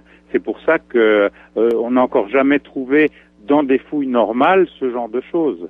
Alors, ce qui est amusant aussi, en ce qui concerne ces poupées, c'est d'une part qu'elles sont faites avec des choses terrestres, elles sont réputées extraterrestres, mais les ossements qui les composent sont d'aspect radiologique tout à fait vertébrés, de ce qu'on trouve sur la Terre. Et puis, il y a une référence au cinéma. Finalement, dans l'imaginaire collectif, un extraterrestre, c'est avant tout E.T., c'est-à-dire c'est une petite créature à grosse tête, mais qui a deux bras, deux jambes, deux yeux, deux narines, une bouche, c'est-à-dire qui est un peu comme nous et en même temps un peu différent. Mais on pourrait supposer, moi je ne récuse pas le fait qu'il puisse y avoir de la vie dans d'autres planètes, le débat n'est pas là. Mais s'il y a la vie dans d'autres circonstances, avec tout un processus de hasard et d'évolution qui serait différent, évidemment par définition, de ce qui s'est passé sur la Terre, on arriverait à des créatures très différentes. Or là, ce qui est surprenant, c'est que on fait de l'extraterrestre avec du terrestre, et surtout avec cette référence que le cinéma, sous forme de fiction, a imposé à notre subconscient, en quelque sorte, de sorte que ça les rend plus acceptables. Oui, donc on fait un anthropomorphisme de ces momies, mais cet anthropomorphisme n'est qu'une projection de notre propre science-fiction, finalement. C'est bien clair, oui, là, on voit bien. Et du coup, c'est ce qui résonne dans le public. Et moi, c'est vrai que j'ai eu à faire des déclarations qui m'ont amené des insultes, parce que les gens ne comprennent pas qu'on puisse effectivement faire semblant d'être imperméable. En fait, on n'est pas imperméable. On analyse les documents qui nous sont soumis, on les décortique. On voit bien que, par exemple, ça a été révélé d'ailleurs par d'autres que nous, mais c'est très clair que les têtes de ces petites poupées sont des crânes de mammifères qui ont été à la fois mutilés, c'est-à-dire qu'on a enlevé tout ce qui était maxillaire et mandibule pour pas qu'il y ait dedans. Donc ce sont des crânes sans mandibule, on se demande même comment la créature se nourrissait, mais en plus retournés pour que ça déconcerte un petit peu l'examinateur, mais ce sont des crânes de vertébrés, de petits vertébrés qui ont été utilisés pour servir de crâne à ces poupées. Et on voit bien dans les structures anatomiques internes à la radiographie que c'est un crâne de mammifère avec ce qu'on appelle les rochers, cette pyramide osseuse à l'intérieur du temporal qui marque bien que le crâne a été non seulement utilisé, mutilé, mais en plus retourné d'avant en arrière pour déconcerter un peu, de sorte que les yeux qui ont été fabriqués sont sur l'occipital. Je vous rassure tout de suite, lorsque vous évoquez des courriels un peu orduriers, sachez que chaque semaine, j'en reçois également pour le travail que je fais, et c'est sûr que notre entrevue va alimenter de nouveaux courriels dans ce sens-là. Ce que je trouve amusant dans ce que vous mentionnez, c'est que toute cette communauté scientifique qui se place derrière Thierry Jamin, ou cette pseudo-communauté scientifique qui se place derrière Thierry Jamin et ce groupe INCARI, s'habille un peu du manteau de la science, mais quand on regarde la présentation qui est faite, on bafoue les règles élémentaires de la science. Vous avez travaillé à des recherches sur les momies, la préservation des momies. J'imagine que la façon dont les scientifiques travaillent, que les archéologues et les anthropologues travaillent, ce n'est pas de sortir des momies, les asseoir au milieu d'une horde de journalistes et finalement jouer un peu à ce jeu de cache-cache pour obtenir de l'information. Bon, ça c'est la démarche médiatique, il fallait que ça soit sensationnel, il fallait surtout que les gens mettent la main à la poche, puisqu'il y a eu un appel à cagnotte qui a rapporté beaucoup d'argent, plus de 40 000 euros, donc calculé en dollars canadiens, ça fait beaucoup, et au motif que l'inventeur, donc le découvreur, dans une apparente bonne foi, va dire, écoutez, je ne sais pas si ces restes sont authentiques ou pas, mais j'ai besoin d'argent pour faire les examens. Or, ces examens coûtent très cher, donc mettez la main à la poche. En fait, ces examens ne coûtent pas si cher que ça. Une datation radiocarbone, c'est de l'ordre de 300 euros. Les scans, les radiologues dans les hôpitaux sont ravis d'en faire, donc en général, ils le font gratuitement. Une analyse d'ADN, c'est un peu plus cher, mais c'est quelques centaines d'euros. Donc on n'atteint pas non plus des sommets. Mais là, il fallait évidemment surfer sur une vague médiatique, un engouement journalistique, etc. Cela dit, au dernier congrès des momies, puisqu'il y a un congrès mondial des momies, je n'y ai pas participé cette année, mais j'ai vu une déclaration officielle, donc des spécialistes des momies, dénonçant ce scandale. Si on avait été en présence d'une véritable découverte anthropologique ou archéologique, j'imagine que on aurait suivi les règles qui s'appliquent habituellement, c'est-à-dire une première analyse faite par un groupe de chercheurs multidisciplinaires, publication dans des périodiques scientifiques, une révision de ces documents ou de ces informations par les pairs, alors qu'ici, rien de tout ça n'a été suivi. Et ça ne passerait pas dans une revue scientifique, ça ne passerait pas l'examen des pairs. Oui. Quand on parle de ces fameuses momies, vous avez mentionné les radiologues, les analyses ADN. Bon, je comprends que l'analyse ADN, le laboratoire qui fait l'analyse ADN se contente essentiellement de remettre un rapport d'analyse. Mais comment expliquer que ces gens qui se trouvent derrière Thierry Jamin et qui semblent maintenir l'aspect, ou à tout le moins confirmer l'aspect exotique de ces momies, comment expliquer que ces scientifiques se prêtent à ce jeu? Est-ce que c'est essentiellement par naïveté? Alors, moi, je ne peux pas me prononcer là-dessus. D'ailleurs, je ne les connais pas. Ce ne sont pas non plus des experts internationaux. On a plus affaire, je crois, à des gens qui n'ont pas l'habitude de traiter avec des momies. Et donc, même s'ils sont de bonne volonté, ils n'ont pas l'expérience. Maintenant, quelles sont leurs motivations, je ne peux pas les connaître. Quand on parle de momies en Amérique, les momies du Mésoamérique, bon, évidemment, on n'a pas jamais retrouvé des petites momies comme celles que présente Thierry Jamin. Alors si, parce que il y a eu d'ailleurs, ça a fait un petit peu scandale, la découverte d'une espèce de petit fœtus ou d'une toute petite momie qui vient du désert de l'Atacama au Chili, dont l'ADN a été examiné aux États-Unis, et c'est un ADN humain, mais cette momie, elle est extraordinairement déformée, donc c'est une pathologie, c'est un cas extrême de pathologie, mais ces malformations en font presque un sublimé d'extraterrestre, vous voyez, c'est-à-dire que on s'attend effectivement à se rapprocher là de l'imaginaire extraterrestre parce que le crâne est très déformé, il manque des côtes, etc. Mais en fait, il se trouve que là, c'est bel et bien une momie humaine très pathologique, donc ça peut arriver. Maintenant, ce qui fascine aussi beaucoup le public, ce sont les déformations crâniennes. Oui. Notamment, bon, on les voit chez l'adulte, on la voit sur la momie de Maria, parce que c'est un processus qui commence dans l'enfance, bien sûr, quand la voûte crânienne est encore très malléable, et dans les civilisations méso- et sud-américaines, les déformations crâniennes sont parfois extraordinaires, à tel point que si vous tapez dans Google crâne d'alien, ce sont toujours des déformations crâniennes humaines, hein, mais un peu extrêmes, qui vont sortir parce qu'effectivement, le crâne est malléable et parce qu'une certaine aristocratie dans ces sociétés amérindiennes se distinguait du peuple par un crâne déformé artificiellement, qui peut être vraiment extraordinairement spécial. Donc ça fait partie aussi de la fascination, et ça fait donc partie aussi de l'habileté du faussaire de mettre ce genre de caractère en avant, d'autant qu'il y a effectivement une frange de l'opinion, bon, qui n'a pas forcément une grande expertise non plus dans le domaine des momies ou de l'histoire, mais qui va être un petit peu complotiste, c'est-à-dire qui va accuser en quelque sorte la science officielle, dont bien sûr moi je fais partie, dont le muséum fait partie, de cacher la vérité, de faire partie d'un grand complot international qui viserait à dire que non, les extraterrestres ne sont jamais venus sur la Terre, qu'on a des preuves mais qu'on les cache. Donc ça, on a quelques histoires assez concrètes là-dessus.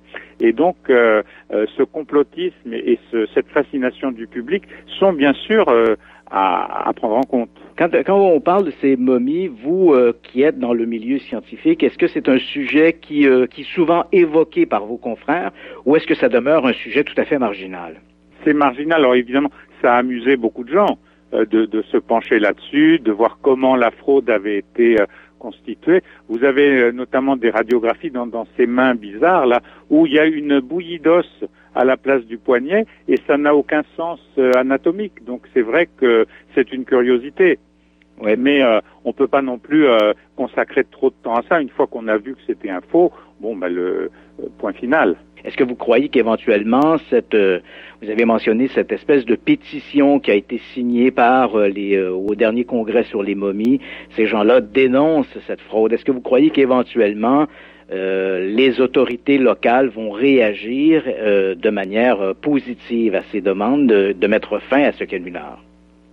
Je sais qu'au Pérou même, il y avait, oui, des protestations parmi les archéologues.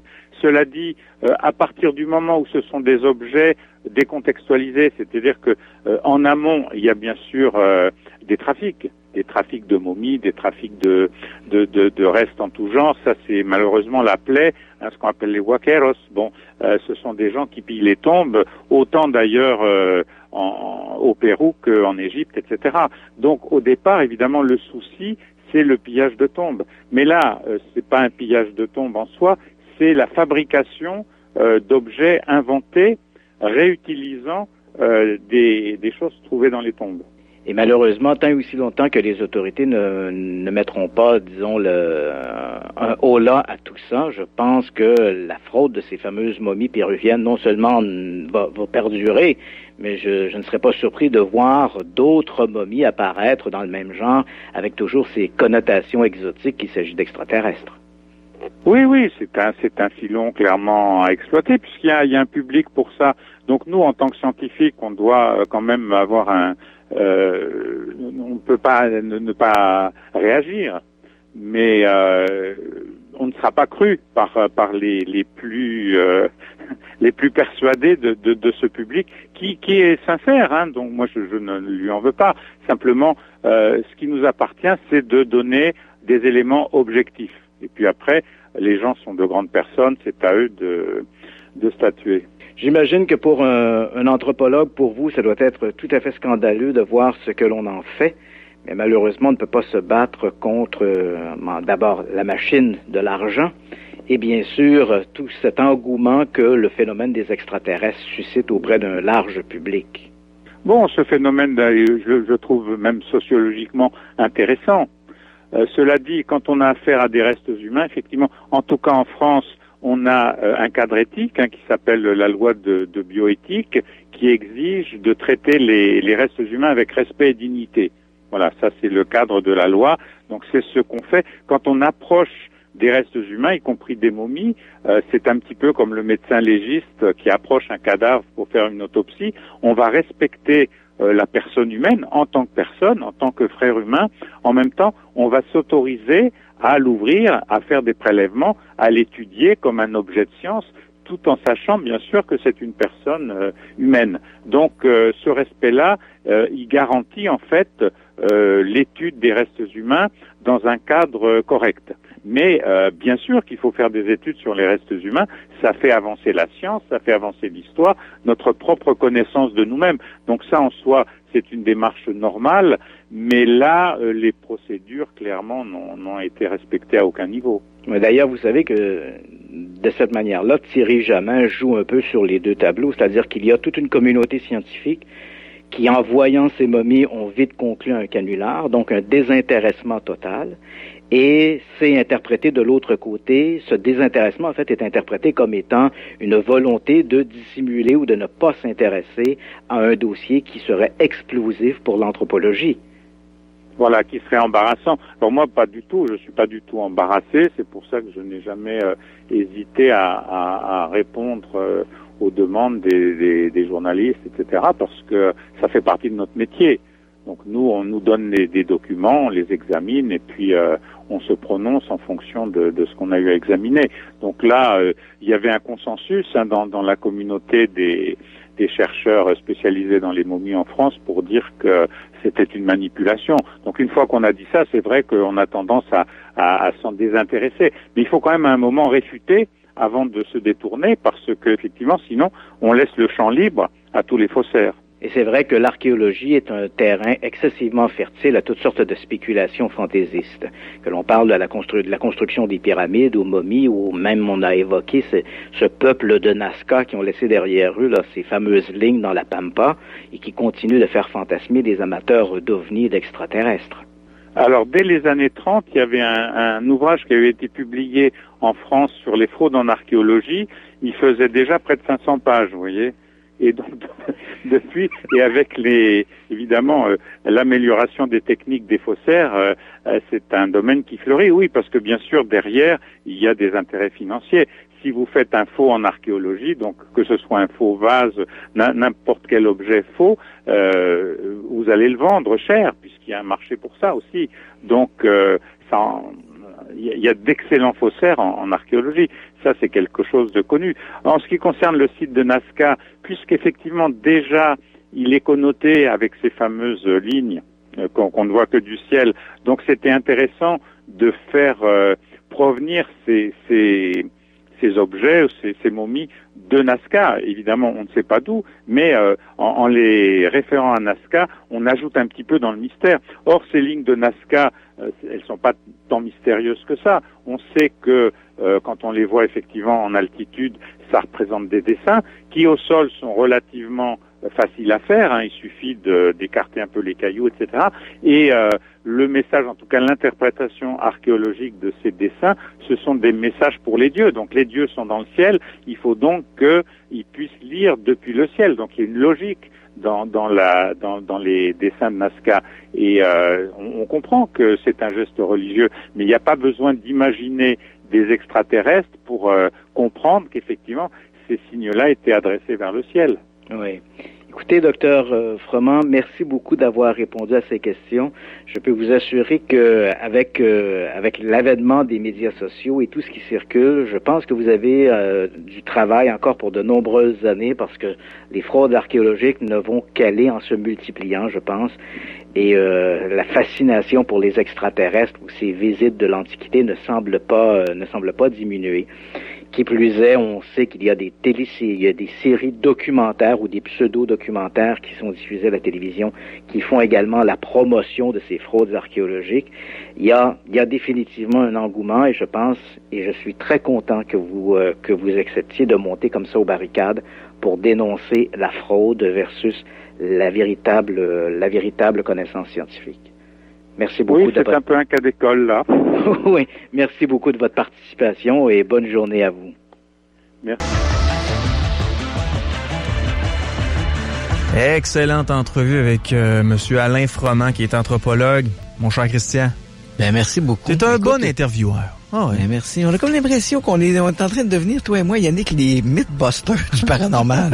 Oui, puis tu sais, ceux qui ont tendance à croire à ce type d'histoire-là sont extrêmement déçus d'apprendre encore une fois que l'histoire en quoi ils croyaient, ben c'est une histoire qui est fausse. Là. Oui, puis je veux préciser, en fait, ces gens-là se font du tort à eux-mêmes. Oui. Hein? Puis je tiens bien à le préciser, là. Je dis pas qu'il n'y a pas de phénomènes paranormaux. Je l'ai 1000 fois répété. On me prête des propos que je ne tiens pas.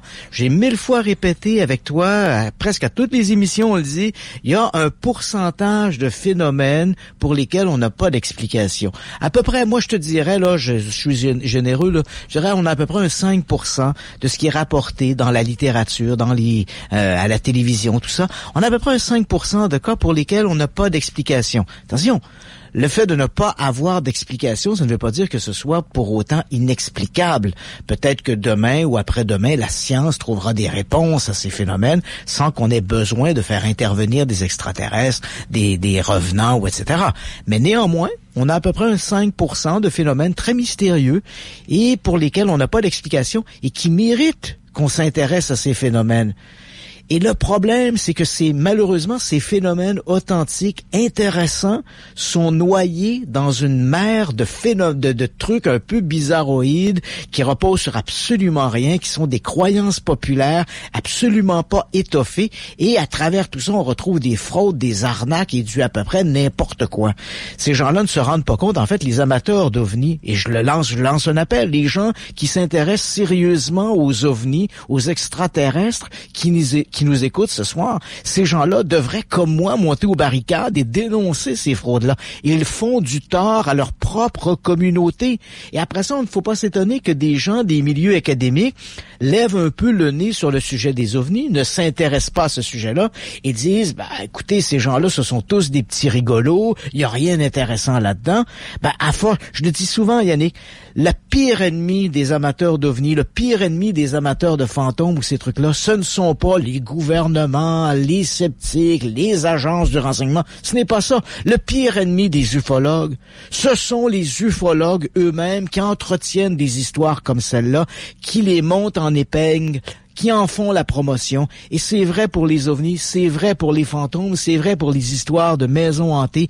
Il y a d'excellents dossiers qui ont été enquêtés par des chercheurs, enquêtés par des enquêteurs chevronnés, qui ont mis en évidence certaines anomalies pour lesquelles on devrait peut-être se pencher, questionner davantage la communauté scientifique, revoir les paradigmes de la science.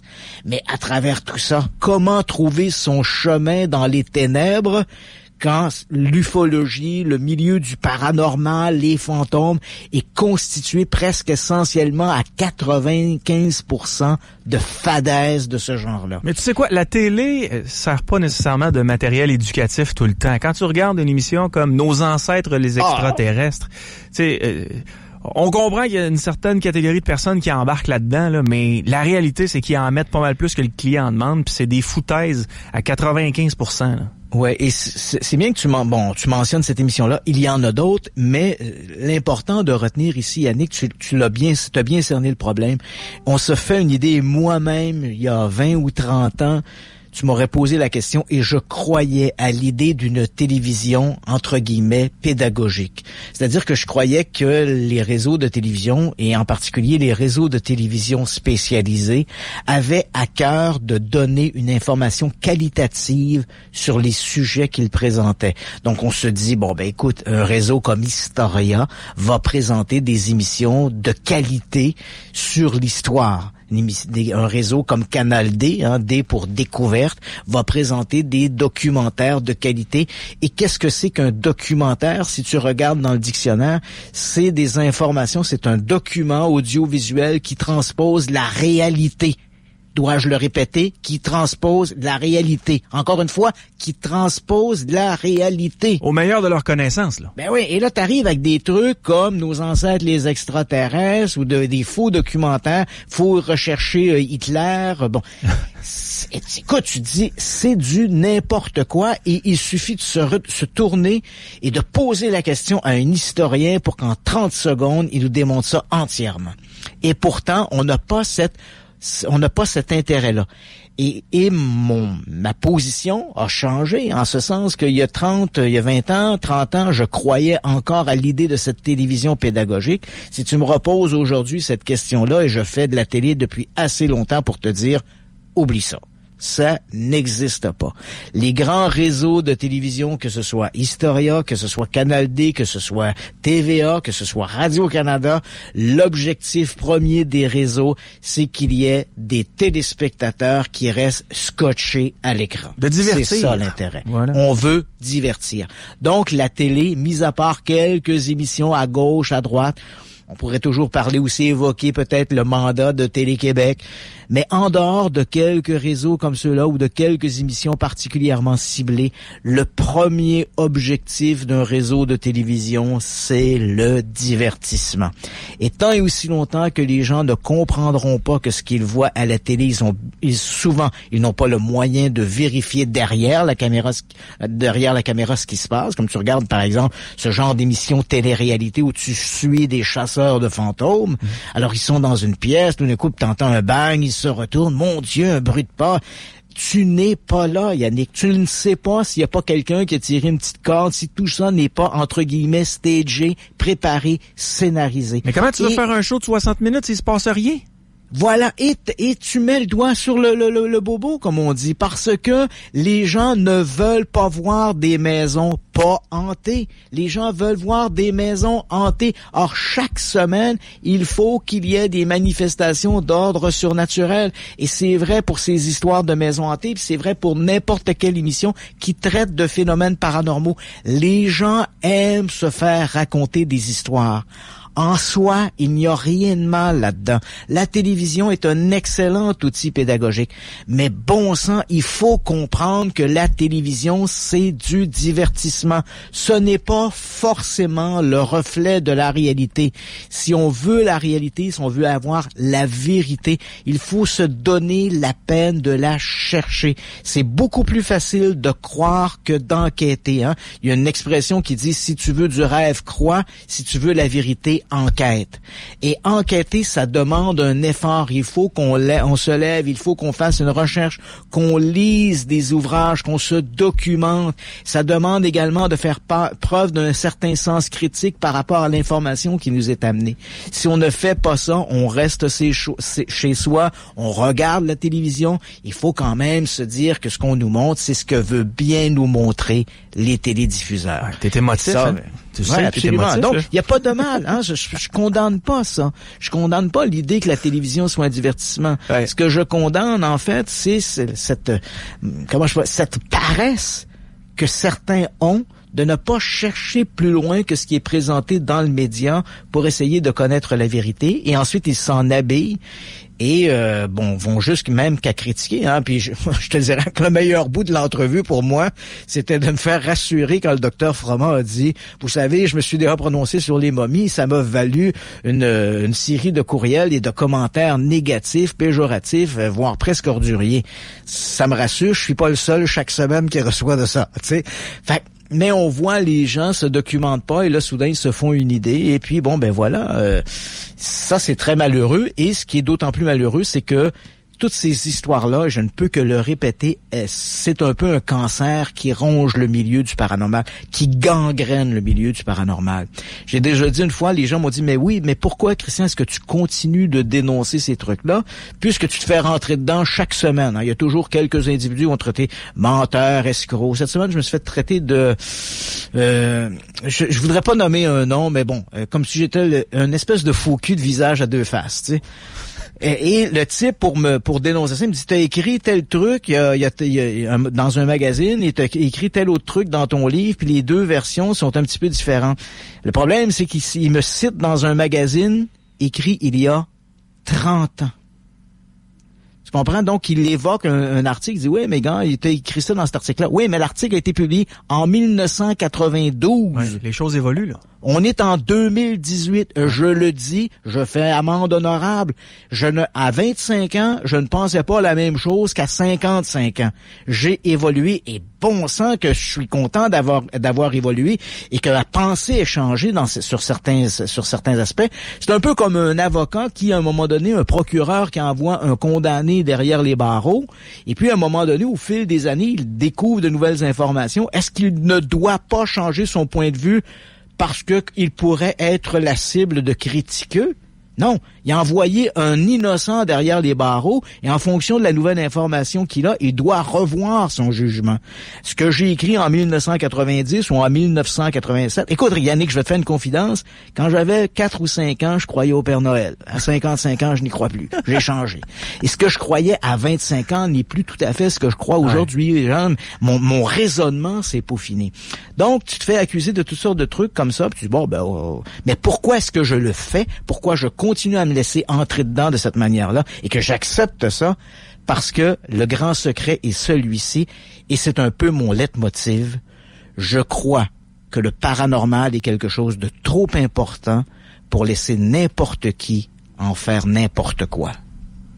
Et c'est pour ça que chaque semaine, je suis derrière ce micro et je le sais que je vais toujours avoir droit à ma volée de bois vert, mais j'accepte de le faire parce que, je le répète, le paranormal est quelque chose de trop important pour laisser n'importe qui en faire n'importe quoi. Christian, laisse-moi faire un aparté. Vas-y. Mon grand-père me disait toujours,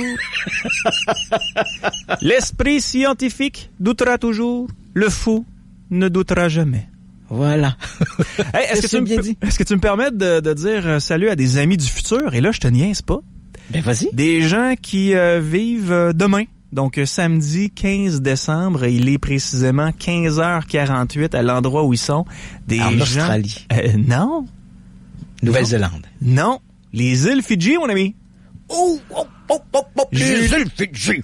Julie et Mario qui sont là, puis il fait un beau 27 degrés. Ah. Allez au diable. C'est un peu chien, ça. En plus d'avoir la chance d'être dans le futur, oui, il fait 27 degrés. Puis les îles Fidji, écoute, la Polynésie. Ouais. Ça fait rêver, la Polynésie. Ouais. Tu sais que moi, j'ai beaucoup voyagé, mais il y a un endroit que je n'ai jamais visité. Écoute, j'en rêve, c'est les îles Hawaï. Que j'aimerais donc visiter les îles Hawaï et bien sûr la Polynésie en général, les îles Marquises, là où est enterré Jacques Brel par exemple. T'as des paysages on te montre en photo qui sont tout à fait magnifiques. Ça fait rêver, cette région du monde, la Polynésie. Ah, tant mieux pour eux, ils sont aux îles Fidji. Toi, tu es à Québec et moi en banlieue de Montréal. Et ce qui est le plus fun, c'est ça, c'est que c'est pas tout le monde qui sait qu'on n'est pas ensemble, toi et moi, dans le même studio. Ce qui fait, comme tout à l'heure, t'avais du feedback dans les oreilles, c'était vraiment un cauchemar. Personne n'entendait sauf toi. Donc des petites difficultés techniques parce que toi, t'es à Montréal, moi je suis à Québec, t'es dans ton bunker, mais nos collaborateurs viennent de Drummondville, de Trois-Rivières, même de la France aussi. Puis il y a des gens qui prennent la peine, qui nous écoutent d'habitude à chaque vendredi, que ce soit à Québec, Montréal ou dans toute autre ville au Québec, même en voyage, ils prennent la peine de nous écouter. On vous salue puis on vous dit un gros merci d'être là. Puis moi, Yannick, puisque tu me donnes l'occasion, je tiens encore une fois à souligner l'excellent travail que tu fais parce que moi, je sais ce qui se passe en studio chez vous à Québec. Tu es seul, en régie, tu dois t'occuper de tout, de communiquer avec nos invités et de mettre tout ça en ligne, en ondes, sans que ça paraisse, avec une grande fluidité. C'est vraiment, je te tire mon chapeau, mon ami, c'est vraiment extraordinaire. Avec une petite Coors Light, ça passe toujours bien. Avec une petite Coors Light. On retourne à nos actualités qu'on n'a pas eu le temps de faire tout à l'heure. Oui, tu voulais nous parler d'un cours universitaire sur les ovnis. Oui, et le docteur Froment m'a un peu ouvert la porte avec ça. Tu sais, à un moment donné, dans l'entrevue, il dit « Je n'ai rien contre le phénomène des extraterrestres, que les gens croient extraterrestres. Même au contraire, je trouve que c'est un phénomène intéressant sur le plan sociologique. » Alors, c'est justement dans cette foulée que l'université Duke, en Caroline du Nord, faut quand même le dire, l'université Duke, c'est également l'université qui a accueilli le premier laboratoire de recherche en parapsychologie expérimentale dans les années 1920, et c'était à l'initiative d'un parapsychologue, le père de la parapsychologie moderne, J.B. Rhines. Donc, l'université Duke a été le premier à avoir un laboratoire en parapsychologie, et là, voilà qu'elle récidive, si je puis dire, un peu dans l'inusité. Elle va offrir à partir du mois de mars prochain, en fait, un cours qui est accessible à tout le monde. Ça se fait par la Usher Lifelong Learning Institute, qui est un organisme tentaculaire qui est à l'Université Duke et qui permet à n'importe qui, donc pas forcément des étudiants déjà inscrits à l'université, mais monsieur et madame tout le monde, de pouvoir s'inscrire à un cours par correspondance. Bien sûr, c'est en anglais. Et ce cours va s'intituler UFO Encounter, Mystery and Myth. Il va débuter, comme je l'ai mentionné, il va se tenir du 7 au 25 mars 2019. Les gens ont simplement tapé dans leur moteur de recherche University Duke, puis ils vont trouver toutes les informations par rapport à ça. Le cours sera présenté comme en 2 volets. Il y aura donc un premier volet qui va parler des ovnis. On va aborder en fait tous les sujets, les enlèvements, les hommes en noir, Roswell et tout le reste. Et ça va être présenté à travers comme 2 grands volets. Premier volet qui va s'appeler UFO are a myth, les ovnis sont un mythe, et le deuxième volet sera UFO are real, les ovnis sont vrais. Donc, on va faire une sorte d'opposition entre qu'est-ce que ce serait si les ovnis n'étaient qu'un mythe et qu'est-ce que ce serait si les ovnis étaient réels. Le cours sera donné par le docteur David Alperin, qui est un professeur émérite d'études religieuses. Il est à sa retraite. Il a écrit un ouvrage, une fiction, qui s'appelait The Journal of a UFO Investigator. C'est vrai que depuis son enfance, il est assez âgé aujourd'hui, je dirais peut-être début de 70 ans, quelque chose comme ça. Il a écrit donc ce roman. Il s'intéresse à la question des ovnis depuis son adolescence. Il a écrit d'autres ouvrages académiques, mais cette fois sur le judaïsme et d'autres trucs, donc pas forcément dans le domaine des ovnis. Il prépare un livre sur les ovnis pour 2020 qui va s'intituler Intimate Alien, The Hidden Story of the UFO. Et donc ce cours sera présenté, comme je l'ai mentionné, à partir du mois de mars 2019. Ce qui est intéressant, Yannick, et on le voit, les gens ont les milieux académiques et les milieux du journalisme bien pensant ont un peu de difficulté avec les idées nouvelles dans ce type-là. On offre dans des universités des cours pour parler de mythologie, on l'accepte bien. Mais dès qu'on on va parler d'ovnis, il y a une espèce de levée de bouclier. Et j'ai vu, moi, des articles passés où on décriait un peu, la presse bien pensante décriait ce cours-là. Qu'est-ce que c'est? On va parler d'ovnis à l'université. C'est quoi ce truc-là? Alors que les gens, si les gens s'étaient donné la peine de voir un peu le discours du docteur David Alperin, c'est un homme qui est excessivement prudent dans ses affirmations. Il va beaucoup plus dans le sens que les ovnis ne sont peut-être finalement qu'un mythe moderne créé par la communauté, créé par la science-fiction, par la culture moderne, et qu'il y a peut-être de véritables ovnis, mais que toute la notion extraterrestre, visiteur de l'espace, serait peut-être uniquement un mythe moderne. Donc, on le voit, il est très prudent. Il dit, oui, il y a peut-être des objets volants qu'on n'arrive pas à identifier, pas forcément d'origine extraterrestre, mais qui forment un peu le canevas à toute une culture. Et son cours va dans ce sens-là. Et pour ceux qui sont intéressés, qui nous écoutent et qui s'expriment bien et comprennent bien la langue de Shakespeare, le cours, je le répète, disponible à partir de mars 2019. Ça coûte 90 $ américains de s'y inscrire et c'est offert par l'Université Duke. En terminant, rapidement, ton prochain livre sort quand? Il me semble que c'est long, là. Ouais, mon prochain livre, il est prévu pour l'an prochain et c'est un livre qui sera sur les crimes occultes. Donc, j'y travaille. Et je ne te cacherai pas que quand tu m'as mentionné en début d'émission, tu me dis, tu as l'air un peu relax, mon Christian.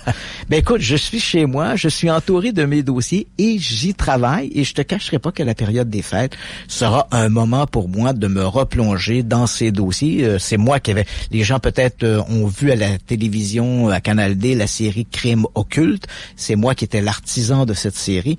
Donc, j'ai l'intention, comme j'ai fait toutes les entrevues, la documentation, les rapports policiers, judiciaires, les notes des tribunaux. Donc, je vais reprendre tout ça et dans ce livre, Crimes occultes, qui sera disponible en théorie en 2019. En tout cas, c'est ce qui est... Je dois remettre le manuscrit pour le 30 avril prochain. Je te souhaite de passer le plus beau week-end de ta vie et je dis aux auditeurs, si vous voulez plus de Christian Page dans votre vie, christianpage.ca. Voilà. Salut! Alors, merci Yannick de cette belle présentation. Bon week-end. C'est moi, je te souhaite également de passer un excellent week-end. Et encore une fois, merci beaucoup pour le boulot que tu fais. Et merci beaucoup aux auditeurs de nous suivre, d'être là et de favoriser, non pas d'être fermé, mais de favoriser un esprit critique. On se rejoint vendredi prochain. Bye bye. Absolument. Ciao. Radio X Files.